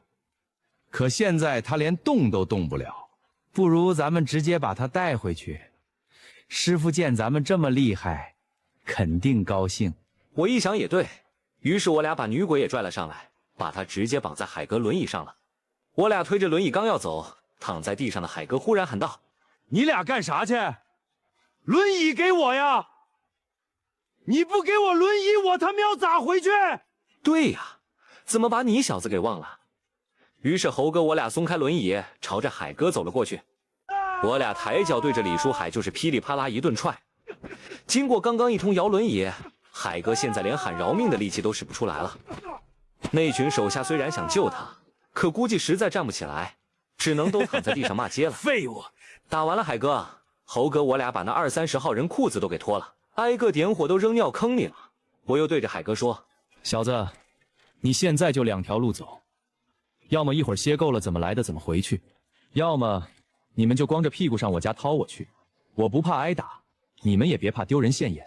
说完话，猴哥我俩推着轮椅上的红衣女人就走了。到了家门口，我俩一琢磨，想给杨老道一个惊喜，就没直接把红衣女人推进去，而是绑在隔壁村长家门口的大槐树上了。随后耀武扬威的进了门，杨老道和小茹他们正坐立不安的在院子里等我俩呢。一见我俩满脸坏笑，杨老道立刻含笑问道：看你们这样子，肯定办得不错吧？哼，大师何止是办得不错呀，你让猴哥我俩把他埋了，我俩超额完成任务，给你抓回来个活的。什么？听我一说，杨老道神情立刻变得震惊又愤怒，眼珠子差点瞪出来。你们2个棒槌呀棒槌，你们惹了大祸了！杨老道一说，猴哥我俩也愣了，不夸就不夸呗，怎么还骂上人了？这时就听杨老道又焦急地问：快说，他现在在哪儿？看着杨道长那么着急，我没敢耽搁，赶紧告诉他想给他个惊喜，绑在隔壁门口大槐树上了。我说着往外一指，杨老道赶紧跑了出去。我们全家也都跟出去一看，都傻了。刚刚回来时，猴哥我俩明明把他绑树上绑得紧紧的，怎么就这么一会儿人就没了？现在就只剩下地上一滩绳子。我俩正不知所措时，就听见一声凄厉的尖叫从邻居村长家里传了出来。杨老道脸色一变，赶紧去敲门，可连敲了一阵子也没人开门。杨老道急了，赶紧朝着小茹喊道：小茹，快跳墙进去！小茹抬腿往旁边大槐树上一蹬，2步就窜到村长家墙上跳了进去，身体就跟一只灵活的小松鼠一样。猴哥我俩当然也不甘示弱，赶紧爬树翻墙也跟了进去。跳进院子里一看，屋里灯光微弱，就听见一阵噼里啪啦的摔东西的声音，伴随着女人的尖叫声传出。只听着里面一声声惨叫，紧接着一个衣着单薄的女人从屋里冲了出来。我一眼认出从屋里跑出来那个女人是村长的儿媳妇儿，赶紧问她说：大嫂，你这是咋了呀？救命呀！屋里闹鬼了，有个女的没有脸，你大哥吓得晕过去了。没有脸的女人，我心里瞬间咯噔一声，不用问，肯定是那个红衣女人自己挣脱绳子，误打误撞跑进了人家家里。这时小茹已经帮杨老道和我爸妈开了门，杨老道手里拿着扇子，快步走了进来，几句话问清事情，抬腿就往屋里走。猴哥我们赶紧跟了上去，哪知道走到门口却被杨老道拦了住。他先瞪了我俩一眼，随后冷冰冰吼道：“都给我外面等着，少给我添乱！”他说完，又气冲冲地指着我说：“还有你，你什么都不用做，就给我好好想想，你6岁那年到底做了什么？”说完话，杨老道迈步进了屋，反手砰一声关上了房门。我们等在院子里都屏住呼吸，不敢出声。这时就听见杨老道的声音从屋里传了出来：“太公，所谓阳人处阳地，阴人下阴间，祸根是您自己埋下的，您不能埋怨别人啊。”杨老道说完话，又一个很苍老的男人声音从屋里传了出来：“老道士，这件事跟你无关，你干嘛和我作对？”听到这话，我愣了一下，转身对村长儿媳妇说：“嫂子，我看你光着屁股往外跑，咋屋里还有个老头呀？你该不会……”臭小子，你想啥呢？屋里就你大哥睡觉，被那个没脸的女人吓晕了，哪还有别人呀？大嫂一听我误会她屋里有个老头，瞬间红着脸跟我解释。听完他的话，我不免好奇起来，这老头的声音是咋回事？于是我偷偷扒着窗户往里面望，借着透过窗帘的月光往里一看，里面有4个人影，一个是村长儿子，已经被吓得晕了过去，而另外3个背对门口，手里拿着扇子的，一看就是杨老道。杨老道对面有2个人，其中一个是那个脸上只有嘴的红衣女人，而红衣女人身边还立着个弯腰驼背、秃头锃亮的老头。刚才说话的似乎就是那个老头。这时杨老道又笑呵呵地对那个老头说话：“您这话可错了，我一介俗人哪敢跟您作对？种其因必得其果，我看您还是安心上路吧，何必老把陈年恩怨压在心里呢？他欠您的债，早晚连本带利一并还给您。您要是现在非抓着他不放，可就有违天道了呀。”杨老道话一说完，接下来那个老头的回答瞬间让我全身的汗毛都竖起来了。什么陈年恩怨，与我不过弹指一挥间，也别说什么天道人道，我就要他死。尤其今晚他这般害我，我更不能放过他了，我要他家破人亡。那老头的话几乎是咬着牙根说出来的，话一出口，我躲在窗户后面都感觉到一股冰凉的寒气透过窗户开始往外冒，连窗帘都跟着忽闪忽闪动了起来。忽然窗帘被吹开的一瞬间，那老头和只有嘴的红衣女人几乎同时扭头朝向了我，异口同声地说：“你害我死得好惨，我要你家破人亡。”而老头转过脸来时，月光射进去，也让我看清楚了他的脸。之前他在村口土道上挖坑时我没看清楚，可现在一看，那个光头老头的脸上满是皱纹，粗一看像是个人，可仔细一看，那根本就不是人的脸。头的形状比人要圆很多，脸的轮廓也跟人完全不同，脖子根本就不是正常人的长度。2个人朝我一说话，吓得我一瞬间就感觉心口一阵闷热，脑子里一空，脚底下一软，扑通一下就栽倒在地上晕了过去。不过这次昏迷并没有多久，我在醒过来时正躺在自家客厅的沙发上，杨老道、小茹、猴哥以及我父母都守在旁边。一见我醒了过来，我爸妈赶紧激动地问长问短，倒是杨老道依旧面不改色，把玩着手里的扇子问：“小子，我怕我是救不了你了。我问你，你到底想没想起来自己6岁那年做了什么事？”我现在脑中一片空白，但听了杨老道的话，我顿时一阵心灰意冷。难道说自己真活不久了？想了一会儿，我还是摇了摇头说：“大师您就别逼我了，6岁那年才多大呀？我真记不清自己做过什么了，倒是就记得一件事，我爬树用石头砸隔壁村长家茅坑，溅了村长一屁股。”说到这里，我故意笑了一下，没把满心的忧虑表露出来。可我刚说完话，坐在旁边的我爸却摇了下头，叹着气说：“孩子，你记错了，你用石头砸村长家茅坑那年不是6岁，是7岁。7岁？对，7岁。也不怪你，当时你太小，都没上学呢，把事儿记混了也正常。不过你6岁那年确实办过一件事，真的假的不知道，但你就只对我一个人说过。孩子，你小时候家里穷，没啥玩具，你唯一喜欢玩的是你妈的一把雨伞，你还记得吗？我爸沉思了一会儿问我，听完他的话，我摇了摇头，但仔细回想，脑子里确实有点印象。小时候村里家家都不富裕，不跟现在似的什么玩具都有，那时候我唯一喜欢玩的就是我妈的雨伞，天天抱着雨伞出去疯跑。主要因为小时候在电视上看电影里的人物拿着把雨伞打架太帅了，可惜的是人家拿的都是黑色雨伞，那叫一个帅啊，而我妈那把伞是红的。被我爸一提醒，我隐隐约约想起了点什么来，又仔细顺着思绪一琢磨，想起了那个脸上只有嘴的女人来。我见了她3次，除了最后一次被猴哥我俩烧纸引到坑里之外，前2次他手里一直拿着把红色的破伞。我越想越觉得那把红伞眼熟，想到这里时，我心里咯噔一声，不自觉地脱口而出：“那把伞，好像是我的。”杨老道一听，总算有点眉目了，赶紧让我再仔细想想。我一阵思索后，脑中隐隐约约浮现出了打雷的场景，我瞬间倒吸了一口凉气，惊呼道：“杨道长，那个跟你说话的老头，我见过他。你再好好想想，你在哪儿见过他？”竹林里，那天打雷下暴雨。我的思路越来越清晰，似乎尘封已久的童年记忆正源源不断地涌上我的脑海。我记得那时我家后面还没有一排排的新房子，而是一片竹林子。我平时都喜欢到竹林子里疯跑，把手里的红伞当武器，把一根根竹子当敌人乱拍一通。我已经记不清那是几岁了，但是那天天气很闷热，天空灰蒙蒙的，云彩压得很低。我在家里热得实在是待不住了，就趁着我妈没注意，扛着伞又溜进竹林里去玩，想在竹林里的河沟子里洗个澡凉快凉快。可我刚扛着跟我一般高的雨伞跑到河边，天上就开始打雷。我没太在意，想着赶紧洗完澡就回去了。我刚准备脱衣服时，就感觉有人盯着我。我一回头，就看见一个老头从竹林里露出个脑袋来。老头的脸上满是皱纹，而且没有头发，脖子伸得很长，也不说话，就瞪圆了眼睛，直勾勾盯着我。那时候我小不懂事，还以为那老头偷窥我洗澡呢，还骂了他一句：“你看个锤子，小孩家洗澡没见过吗？”可就在这时，天上雷鸣电闪，越来越厉害了，震得我耳朵发聋。就见那个老头突然脖子往前一伸，哗啦一声就从竹林里爬了出来。看见他的样子，吓得我一屁股就坐在地上。那根本就不是个人，而是一只光是壳子就有1.5米6那么长的大乌龟。虽然我从小在农村长大，奇奇怪怪的动物见多了，可那么大的乌龟我还从来没见过。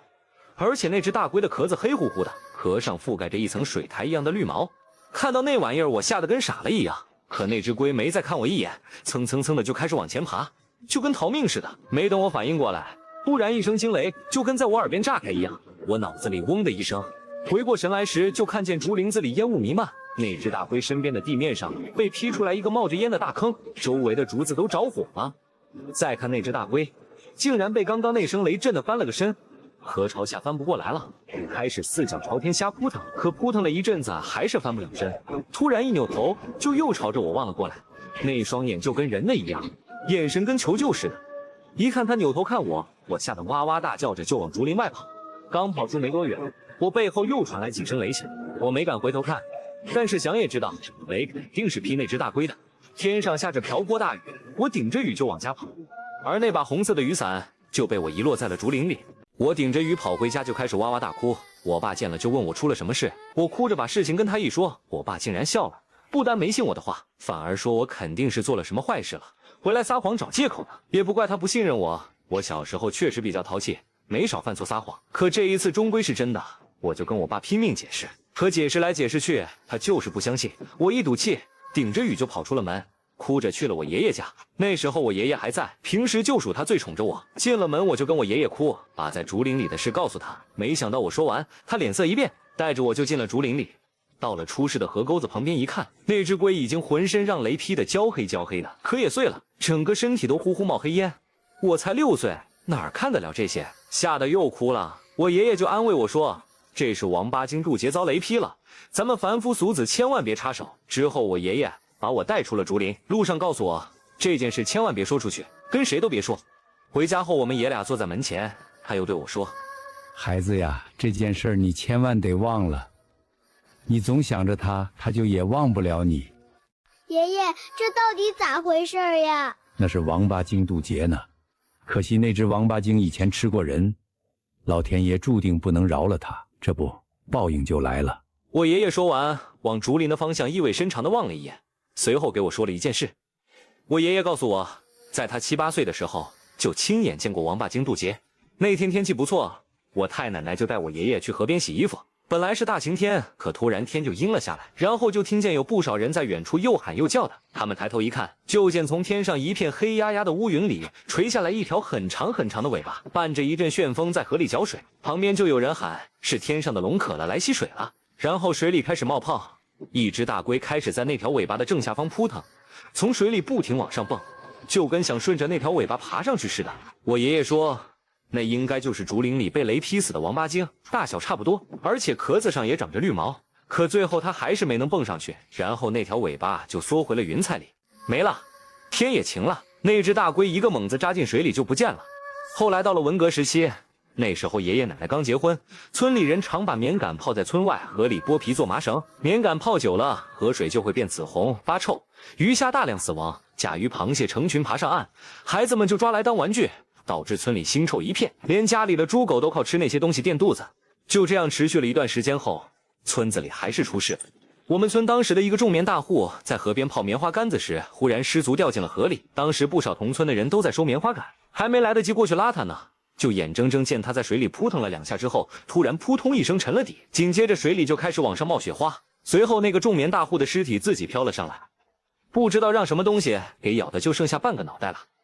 据当时的目击者说，他的尸体浮上来后，水里就开始冒泡，然后一个长着绿毛的大王八盖子从他尸体底下露了个头就游走了。传闻他前一晚还梦见一个大王八警告他，说棉杆污染害死不少他的子孙，再不清理干净就来索他的命。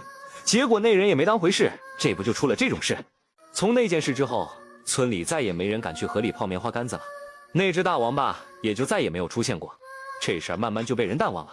爷爷说，这就是那只王八精吃过人，天理难容的缘由。我把事情说完之后，大家都愣住不说话了。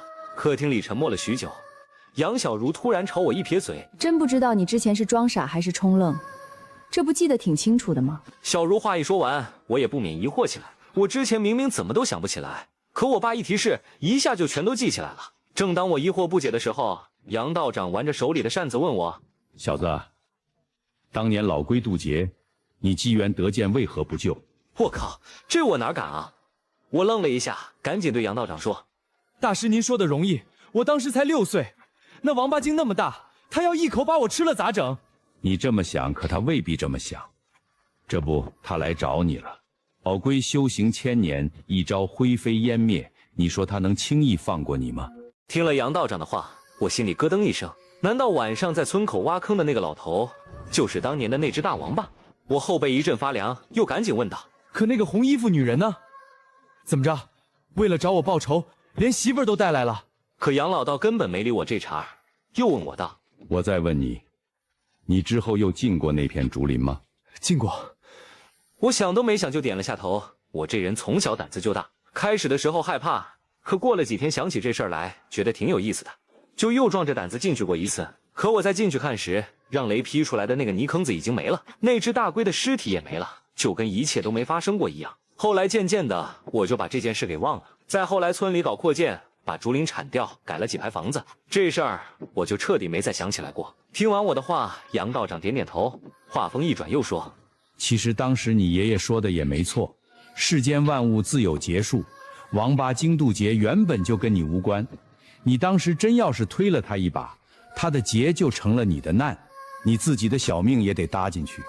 可老龟看不开这一点，你没救他，他心里有怨，结果这怨就成了你身上的劫。”紧接着，杨道长叹了口气，无奈的再次开口：“小子，你这回是真没救了。”我妈一听这话，瞬间慌神了，赶紧朝着杨道长慌张的开口：“道爷，您是高人，千万想办法救救我家孩子吧！您的大恩大德，我们记一辈子呀！”听我妈说完话，杨道长意味深长的看了我一眼，随后又叹着气说道：“大嫂子，你们先别着急，我虽然救不了他，可也不等于他必死无疑。这一劫能不能渡过去，全看这小子自己了。”靠我自己？杨道长，你这话啥意思啊？所谓解铃还须系铃人，小子，你得自己找你的仇家聊聊去。你还记不记得当年天雷把王八精劈死的位置在哪儿？杨道长说完，我仔细回想了一下，还真有些印象。那是村后面最后一家独门独院，那房子的位置应该就是当年竹林河沟旁边的位置。我刚说完，我爸突然皱着眉，慌张开口：“道长，那房子去不得啊！”据我爸所说，那房子里原本住的是个姓杜的老寡妇，村里见她没儿没女过得可怜，就给她批了个新宅。可前2年杜老婆子突然在屋里上吊死了，后来村里就盛传那房子闹鬼，有人晚上从门口过时，还听见里面有人哭，往门缝里一看，看见杜老婆子坐在中堂里乱蹦乱跳的。听我爸说完，我是真无语了。当年算命的说我活到20岁就得死，可没说我活到20岁天天活见鬼啊！这天天见鬼，谁能受得了？可这时候杨老道却笑呵呵的开口说话：“先不论真假，就算真闹鬼也没办法。现在你儿子也必须亲自去一趟。这事儿能解开最好，如果解不开，你儿子必死无疑，你们一家也会厄运缠身，家不成家。别忘了那王八精要让你们家破人亡。”听了杨道长的话，我心里暗下了决心。他说的没错，我自己死没事，不能连累我的家人。想到这里，我坚定地对着杨老道开口：“大师您说吧，我去了之后怎么办？”杨老道用折扇往地上戳了2下，说：“那地方埋着2样东西，一个是当年被天雷劈死的王八精尸身，可他遭过天雷，早已尸骨无存，只剩下临死前的一口怨气。怨气常年不散，化成人形找你报仇，就是那个挖坑的老头。”我赶紧问杨道长，第2样东西是什么？杨道长回答说：“另一样是王八精遭雷劈前偷偷藏下的，他本应魂飞魄散，正因藏了此物，才不至于灰飞烟灭。你此行的目的就是为了找他。那我找到那东西之后该怎么做？”哎，也没啥好办法，跟他好好聊聊，他要是愿意放你一马，就没事了。我靠，这不是让我去送死吗？听他说完，我瞬间就急了：“老头，你他妈要坑我玩呢吧？”我一瞪眼，我爸当即甩了我一嘴巴，朝着我骂道：“臭小子，你怎么跟大师说话呢？人家这么说自有道理，你照做不就行了？”照做啥呀？照做！那个王八精恨我恨成这样，我去找他聊，不就是直接去送死吗？这时候杨道长起身，一脸严肃地打断我的话：“你还真说对了，我就是让你送死去了。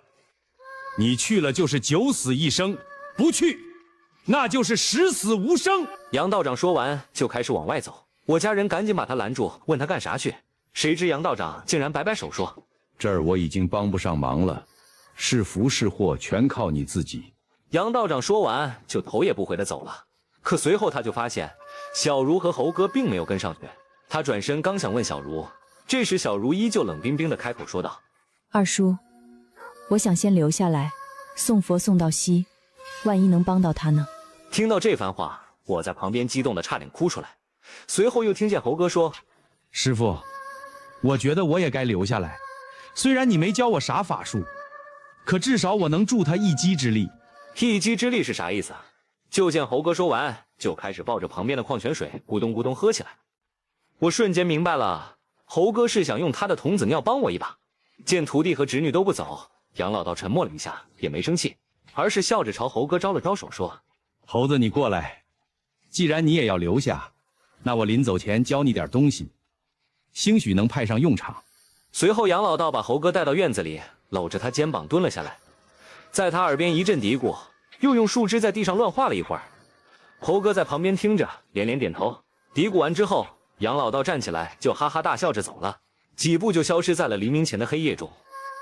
趁着天还没亮，我站起来就往外走，打算这就去杜老婆子的老宅一探究竟。可猴哥把我拦住了，他跟我说杨老道临走前交代好的，要先准备好买路财，然后明晚12点再过去。买路财是什么？听见我的问话，小茹走过来说：“就是香和纸钱，见神就拜，见鬼就烧，买条活路。”我点了下头，既然杨老道这么说了，那我也只能照办，就没再往外走。已经太晚了，我们仨一进屋，我妈赶紧帮我们收拾屋子，准备住的地方。这一晚上的事，我们也就没多想，各回各屋就睡觉了。到了第2天中午，我们才都起了床，毕竟人命关天，我爸也没去上班，早上就出去把杨老道吩咐的买路财买回来备好了。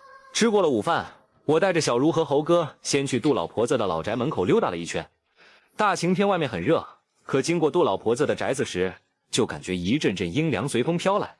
那宅子的大门还是过去那种大木头门，门上拴着的链锁已经锈迹斑斑了，不过透过门缝还是可以看清院子里的布局。中堂里昏沉沉的，没有一点动静，不过杜老婆子生前用的东西还都原原本本摆在原处，碗橱、灶具都没人动过。看了一会儿，我们就想离开，可没等我把目光收回来，就听见啪嗒一声，中堂碗橱上摆着的一只不锈钢碗忽然自己摔在了地上。小茹，这房子该不会真不干净吧？听到那声音，我吓了一跳，赶紧回头慌张地问小茹，小茹却吃着棒棒糖，不紧不慢地回答：“这可说不准，如果真跟我二叔说的一样，这房子就位于当初王八精被劈死的位置，那这块地的怨气之重可想而知，招了邪祟的东西也正常。他说完转头就走，我跟猴哥也赶紧跟了上去。回了家歇了半天，终于等到天黑了。我们一家5口吃了饭，又等了一会儿，一看表，马上就要夜里12点了。我二话没说就把装在塑料袋里的香烛零钱拎了起来，拿着把菜刀转身就往门外走。小茹和猴哥也一言不发地跟了上去。再度来到杜老婆子家的大门口时，我没含糊，一脚直接踹开了大门，大摇大摆就往里走。院子里黑乎乎的，看东西完全靠的是天上的月光。走到中堂门口时，我从塑料袋里掏出根蜡烛点着，借着蜡烛光照亮，正继续往里走时，突然看见里侧卧室的门口慢慢的探出来一个黑影。我脑子里瞬间嗡的一声，当时就吓得愣了住。哎呦，这不是老马家的小猪吗？来婆婆家玩呀？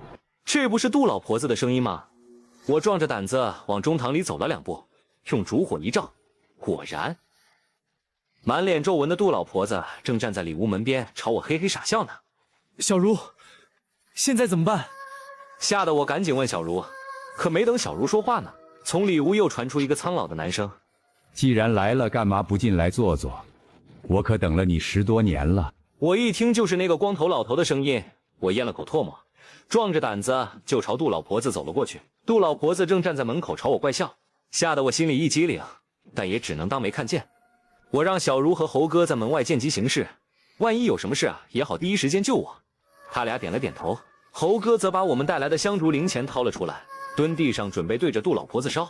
我强装镇定地走进屋里，借着烛光一看，就见土炕上摆着一张木头小炕桌，桌子旁边坐着那个脖子伸得很长、脸色苍白的光头老头，他正诡异地看着我笑。而老头的对面还坐着一个身穿白色西装的年轻人，那年轻人长得挺帅，可是他脸色苍白僵硬，也和那老头一样对着我诡异的微笑，一看就不是正常人。于是为了表示友善，我笑着说：“哟，原来不光老两口子在家呢，儿子也在啊。”我话一出口，那老头脸立刻阴沉下来。那个年轻人依旧看着我笑。一见老头生气了，我赶紧又说：“大爷，我就是开个玩笑，看你这样也生不出这么帅的儿子。”随后我切回正题，一脸认真的开始问老头：“你说吧，到底要怎样你才能放过我？”放过你，就算你死了，我也饶不了你。我道行有多深，这仇恨就有多大。我靠！我真想不明白，我俩之间至于这么大的仇恨吗？这时坐在另一边的年轻人笑呵呵地说：“兄弟，老太公修行1000年，当年范仲淹中举时，他还偷喝过范家酒。后来他守规修道，却因一时激愤杀人遭天劫。你当时在场，本是他赎罪的机缘，却袖手旁观，毁了他1000年道行。你说这仇深不深，恨大不大？”他喵的，这小子到底谁呀？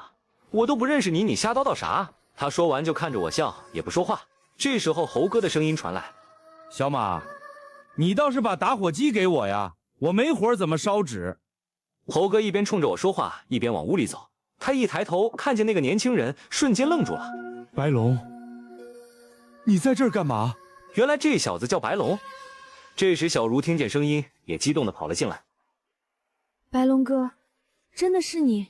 小茹说话时神情又惊又喜，脸蛋还微微泛红，就跟少女怀春似的。我一看这事儿就不对，赶紧问猴哥：“这孙子谁呀？”“这是我师兄左白龙，小时候跟小茹我们一起玩到大的，除会驱鬼的本事可不比我师傅差。”我一听心就凉了，完了，人家是青梅竹马。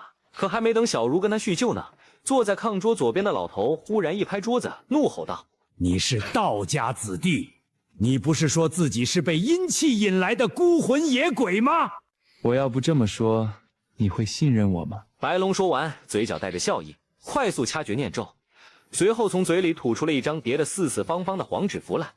符一出了口，他的神色立刻恢复了正常。老头气得当场就想站起来，可拍在桌子上的手掌却跟定住了一样，怎么拔也拔不下来。这时左白龙淡淡一笑说：“你别费劲了，我已经偷偷在桌子下面画了固灵咒，你跑不掉了。”那老头当场就傻眼了，他愤怒地朝着白龙吼道：“我要跟你同归于尽！”那老头话音一落，紧接着就听门口传来一声鬼哭狼嚎，杜老婆子张牙舞爪就朝着小如我们扑了过来。小如一见，赶紧掏出了一张符来，可还没等甩出去呢，就见左白龙飞身从炕上跳了下来，人没落地，手里的符纸就已经先戳在了杜老婆子的眉心上，瞬间就听呼啦一声，杜老婆子瞬间变成一团飞灰消失。左白龙回头朝小如微微一笑，一把抢过小如手里的符，掷向了被困在炕上的老头。那张符贴到老头脑门上时，若有似无的闪了下金光，一阵鬼哭狼嚎中，老头的身影也在昏暗的烛光下消失了。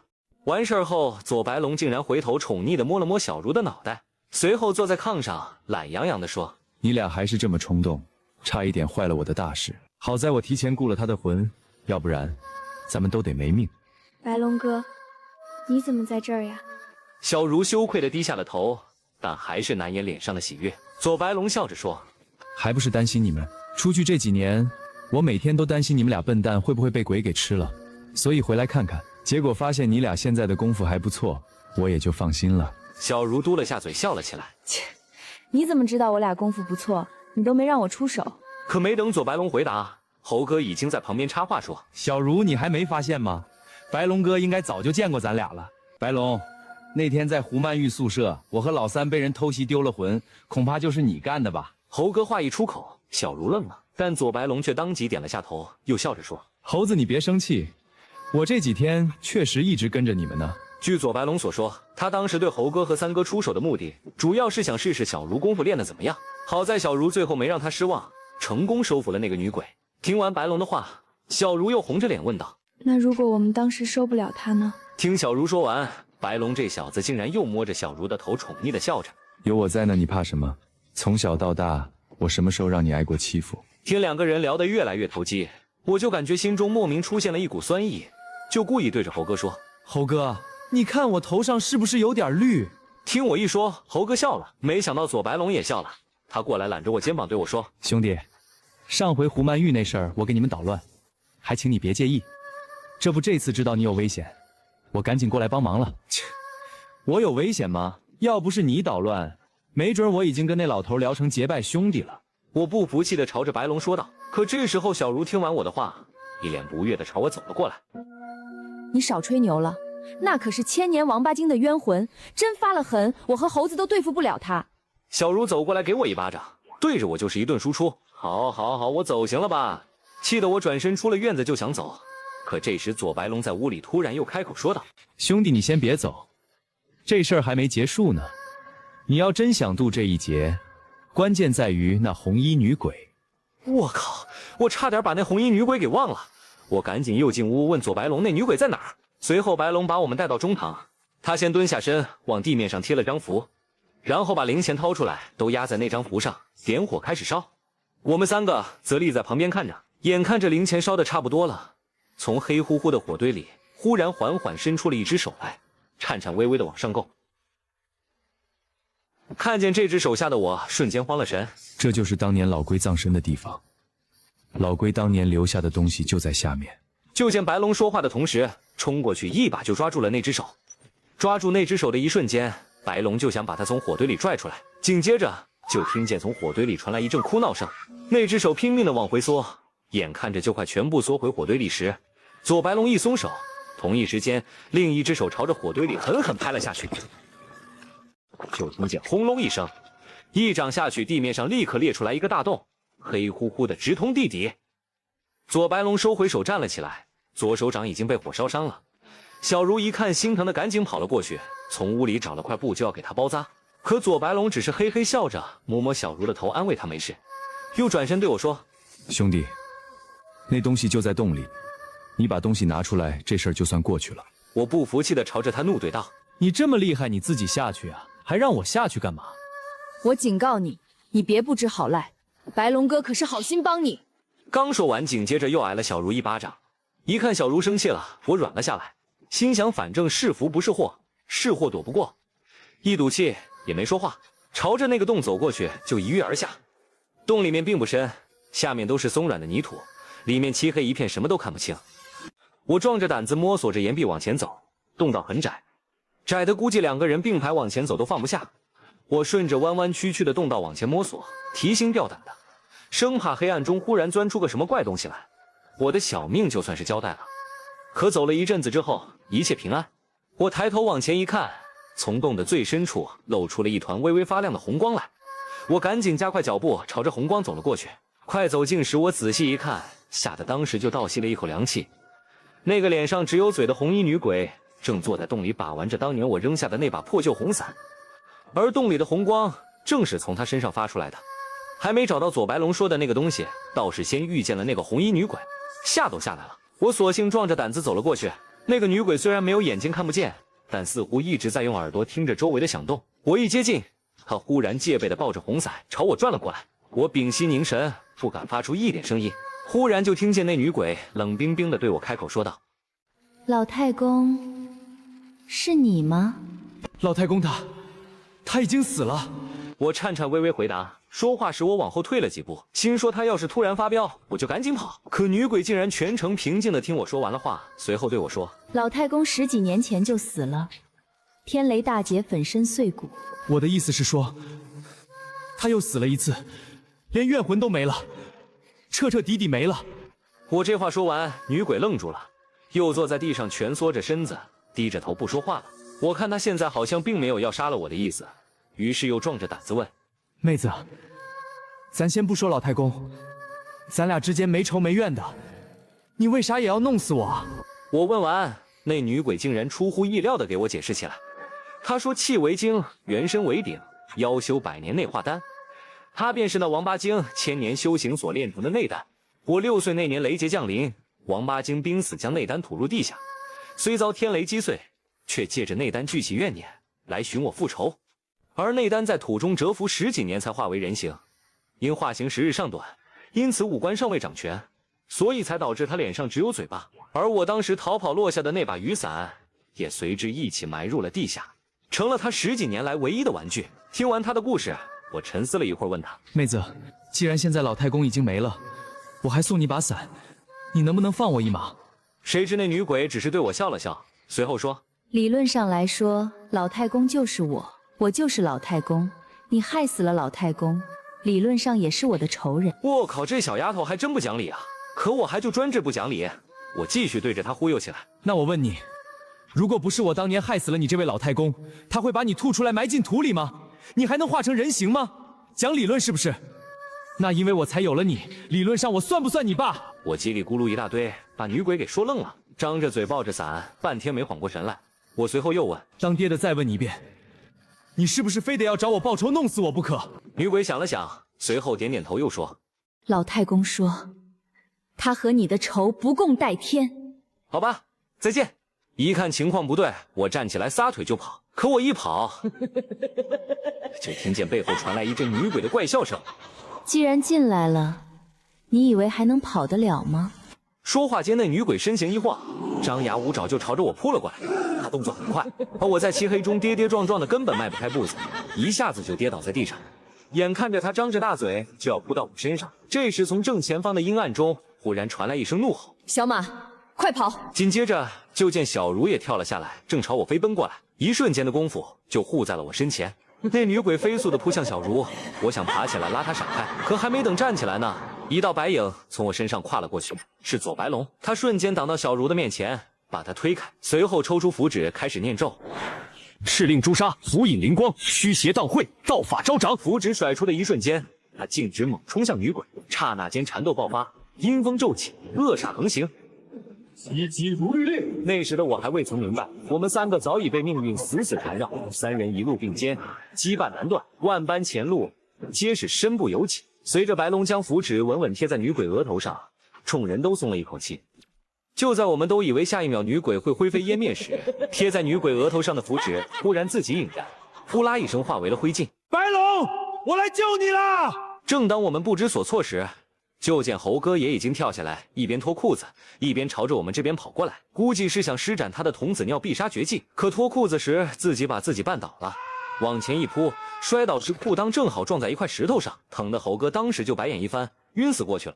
白龙一见这情形，赶紧又朝着我喊道：“兄弟，恐怕你得流点血了。当年你在竹林逃亡，脚被石头划伤，血染在伞上，妖丹借你的血化形，现在只有你的血能治他。”如果换个时间，这孙子说什么我都会唱反调，不管对错。可现在有危险的不光是他，我怎么能眼睁睁看着小茹出事呢？兄弟，等我，马上！我一狠心，一口咬向手掌生撕下一块肉来，忍着疼直冲向红衣女鬼，一甩手，流出来的血飞溅在女鬼身上。片刻间，就见那个红衣女鬼伴随着一阵凄厉的惨叫声，开始浑身乱颤着倒下。随后，那女鬼的身上开始冒白烟，烟越来越大，她的身子也明显越来越软。忽然，砰的一声，白烟炸开，女鬼消失了。随后，从烟里透出来一团血红的光亮，烟散了才看清，是个手心大小的血红色圆球。离远看像是玻璃的，仔细看又不像是任何物体，只是一团紧紧聚集在一起的红色光芒在来回打转。一看女鬼消失了，左白龙一下就瘫坐在了地上。这时我们才发现，他刚刚跟女鬼缠斗的过程中，肩膀被女鬼咬伤，现在伤口正在流血。小茹看见，赶紧跑过去，紧张的嘘寒问暖。我扫了他一眼，没说话，手还在流血，心也在流血。这时左白龙从裤兜里掏出了个布袋子来，对我说：兄弟，你去把那颗丹拿起来，然后装进这袋子里，你的命就能保住了。你凭什么指挥我？你这么厉害，你自己去啊！看他跟小茹靠得那么近，我又来气了。可左白龙这个人似乎天生就不会生气一样，撇了下嘴，又笑着回答说：那是千年老龟的内丹，绝非寻常物件，凡人触碰便会折寿。当年你留在伞上的血，恰好与刚现世的龟丹相融，历经10余年孕育，内丹生出灵智，化作了那个有你血脉的女妖。因此这世间只有你是他唯一不会排斥的人。左白龙一句话直接把我说愣了，整得我半天才回过神来。我靠，这么一说，我不会真是那个红衣女鬼她爸爸？左白龙又笑了笑，你要是非得这么说也行，总之你先把她娶了，我好赶紧帮你处理掉。我点了下头，于是小心翼翼走过去，把那个红彤彤的圆球从地上拿了起来。还真是怪了，圆球看起来不小，可我拿在手里感觉不到一丝一毫的重量。我捧着那东西想了想，又说：白龙兄，你说我是他爸，现在为了自己活命，反倒要把他消灭掉，我怎么感觉自己是打胎呢？兄弟，你真逗，有你陪着小茹，估计她也不会寂寞了。我俩说话的功夫，小茹已经给白龙包扎完了。这时我突然想起猴哥还正在旁边昏迷没醒呢，于是我朝着他不怀好意的走过去。我蹲在猴哥身边，朝着他的脸蛋就是一巴掌，没想到他还真醒了。于是我装作什么都没发生，继续对他笑着说：猴哥起床，咱回家了。把猴哥喊醒后，我们就顺着左白龙提前垂在洞口的绳子爬了上去。一看时间，马上凌晨1点了，大家也没再多浪费时间，就出了杜老婆子家往我家走。途中左白龙忽然笑呵呵地对小茹说：小茹，我得先走了，我一个陌生人这样贸然去别人家也不合适，而且我还得赶紧去处理这颗丹，就不多打扰了。我听完在旁边连连点头，这个电灯泡还挺有自知之明。可这时小茹不乐意了，一把拉住左白龙的胳膊，瞪着眼说：白龙哥，你哪儿也不能去，你身上还有伤呢，我得好好给你消消毒。小茹说完话瞪了我一眼，朝我走过来，一把就扯住我的耳朵。小子，你要是敢拦着，我就跟白龙哥一起走，你可别后悔。哎呀，行，我错了，我这就8抬大轿把你白龙哥请家里供着去，行了吧？听我服了软，小茹这才松手。我气得闷着头就往前走，他们3个紧随其后。快到家时，左白龙又凑过来搭着我肩膀，笑嘻嘻地说：兄弟，今晚就打扰了，我先谢谢你了。别客气，等我哪天把小茹追到手了，小茹他哥就是我大舅子，我俩结婚还得请你喝喜酒呢。我故意说这些气他，说完话气呼呼走到门口，一推大门，一眼望见家里的情景，我当时就傻了。屋里院外乱糟糟的，就跟闹了贼一样，而我妈正一言不发坐在院子里磨菜刀呢。一见我进了院子，我妈才抬起头来，她赶紧朝我冲过来：妈，家里出什么事了？哎呀，孩子，你们可算是平安回来了，家里出事儿了。据我妈所说，我们走了没多久，家里忽然冲进来一大群人，一个个横眉立眼的，就在家里打砸了一通。臭小子，你们干啥呀？然后逼问我的下落，我爸妈就咬死不说我在哪儿，结果他们就把我爸给抓走了，说要我自己去换我爸。我妈也不知道我啥时候回来，于是正准备磨刀去找他们拼命呢。听我妈说完，我整个人都愣了，难不成那个找我报仇的老王八精还有同伙？想到这里，我赶紧问我妈那群人穿戴什么样，都是什么人，打算趁夜去追。我妈想了想说：具体什么人，我问他们也不说。不过带头的那小子很容易辨认，坐着个轮椅。我靠！听我妈一说，猴哥我俩最先明白了过来。不用问了，前2次报仇未果的海哥又卷土重来了。可我就纳闷了，这小子还真是耐力惊人，昨晚才让猴哥我俩噼里啪啦踹了个半死，哪来这么大的斗志啊？不过我也没时间琢磨这些了。我安慰了我妈几句之后，留下了受伤的左白龙在家里休息，带着小茹和猴哥赶紧朝村口追了过去。我们仨跑到村口，顺着地上密密麻麻的车轮胎印继续往前追，一直到了一条村外的小河边，这是我们村的必经之路。没等靠近呢，我们就发现河边石桥附近停着好几辆汽车，李书海肯定就在这儿了。我一边往河边走，一边就开始喊：李书海，你给我出来！有什么事咱俩明算账！你把我爸放了！喊完，我也已经冲到了河边，就见河边站着一大群人，最中间有2个人正在抽烟，其中一个坐在轮椅上的，不用问也知道是海哥，而另外一个蹲在旁边，正跟他嘻嘻哈哈的，竟然是我爸。爸，你们这是干嘛呢？我赶紧趁他们不注意，跑到我爸跟前，蹲在他旁边问他这是啥情况。我爸听见我说话，先是吓了一跳，随后瞪了我一眼，对着我就是一巴掌。我靠，这什么节奏？绑架还绑出感情来了！臭小子，你小声点，你看河里是啥？出于好奇，我顺着我爸的目光往河里一看，月光洒在河面上，就见潺潺流水中正矗立着一个妙曼的身影，衣着清凉，正背对着我们，准备在河里洗澡呢。这种情景可不多见，一时间我也被吸引住了。这时就见眼已经看直了的海哥嘿嘿笑着说：小子，咱俩的账一会儿好好算，目前先暂话干哥好好欣赏，你没意见吧？我觉得你说的有道理，我没意见。我话音没落，小茹就狠狠揪住我的耳朵，红着脸生气地说：你们这群男的真恶心，大半夜不睡觉在这干这种事儿。这时我爸一边欣赏美景，一边跟小茹解释道：大师，你可别冤枉我们呀，他们绑着我开车到河边时，他就已经在河里了，不看白不看啊。不对劲，大半夜的怎么会有女人来河里洗澡？再说你们这么多人围着看，他难道都没发现吗？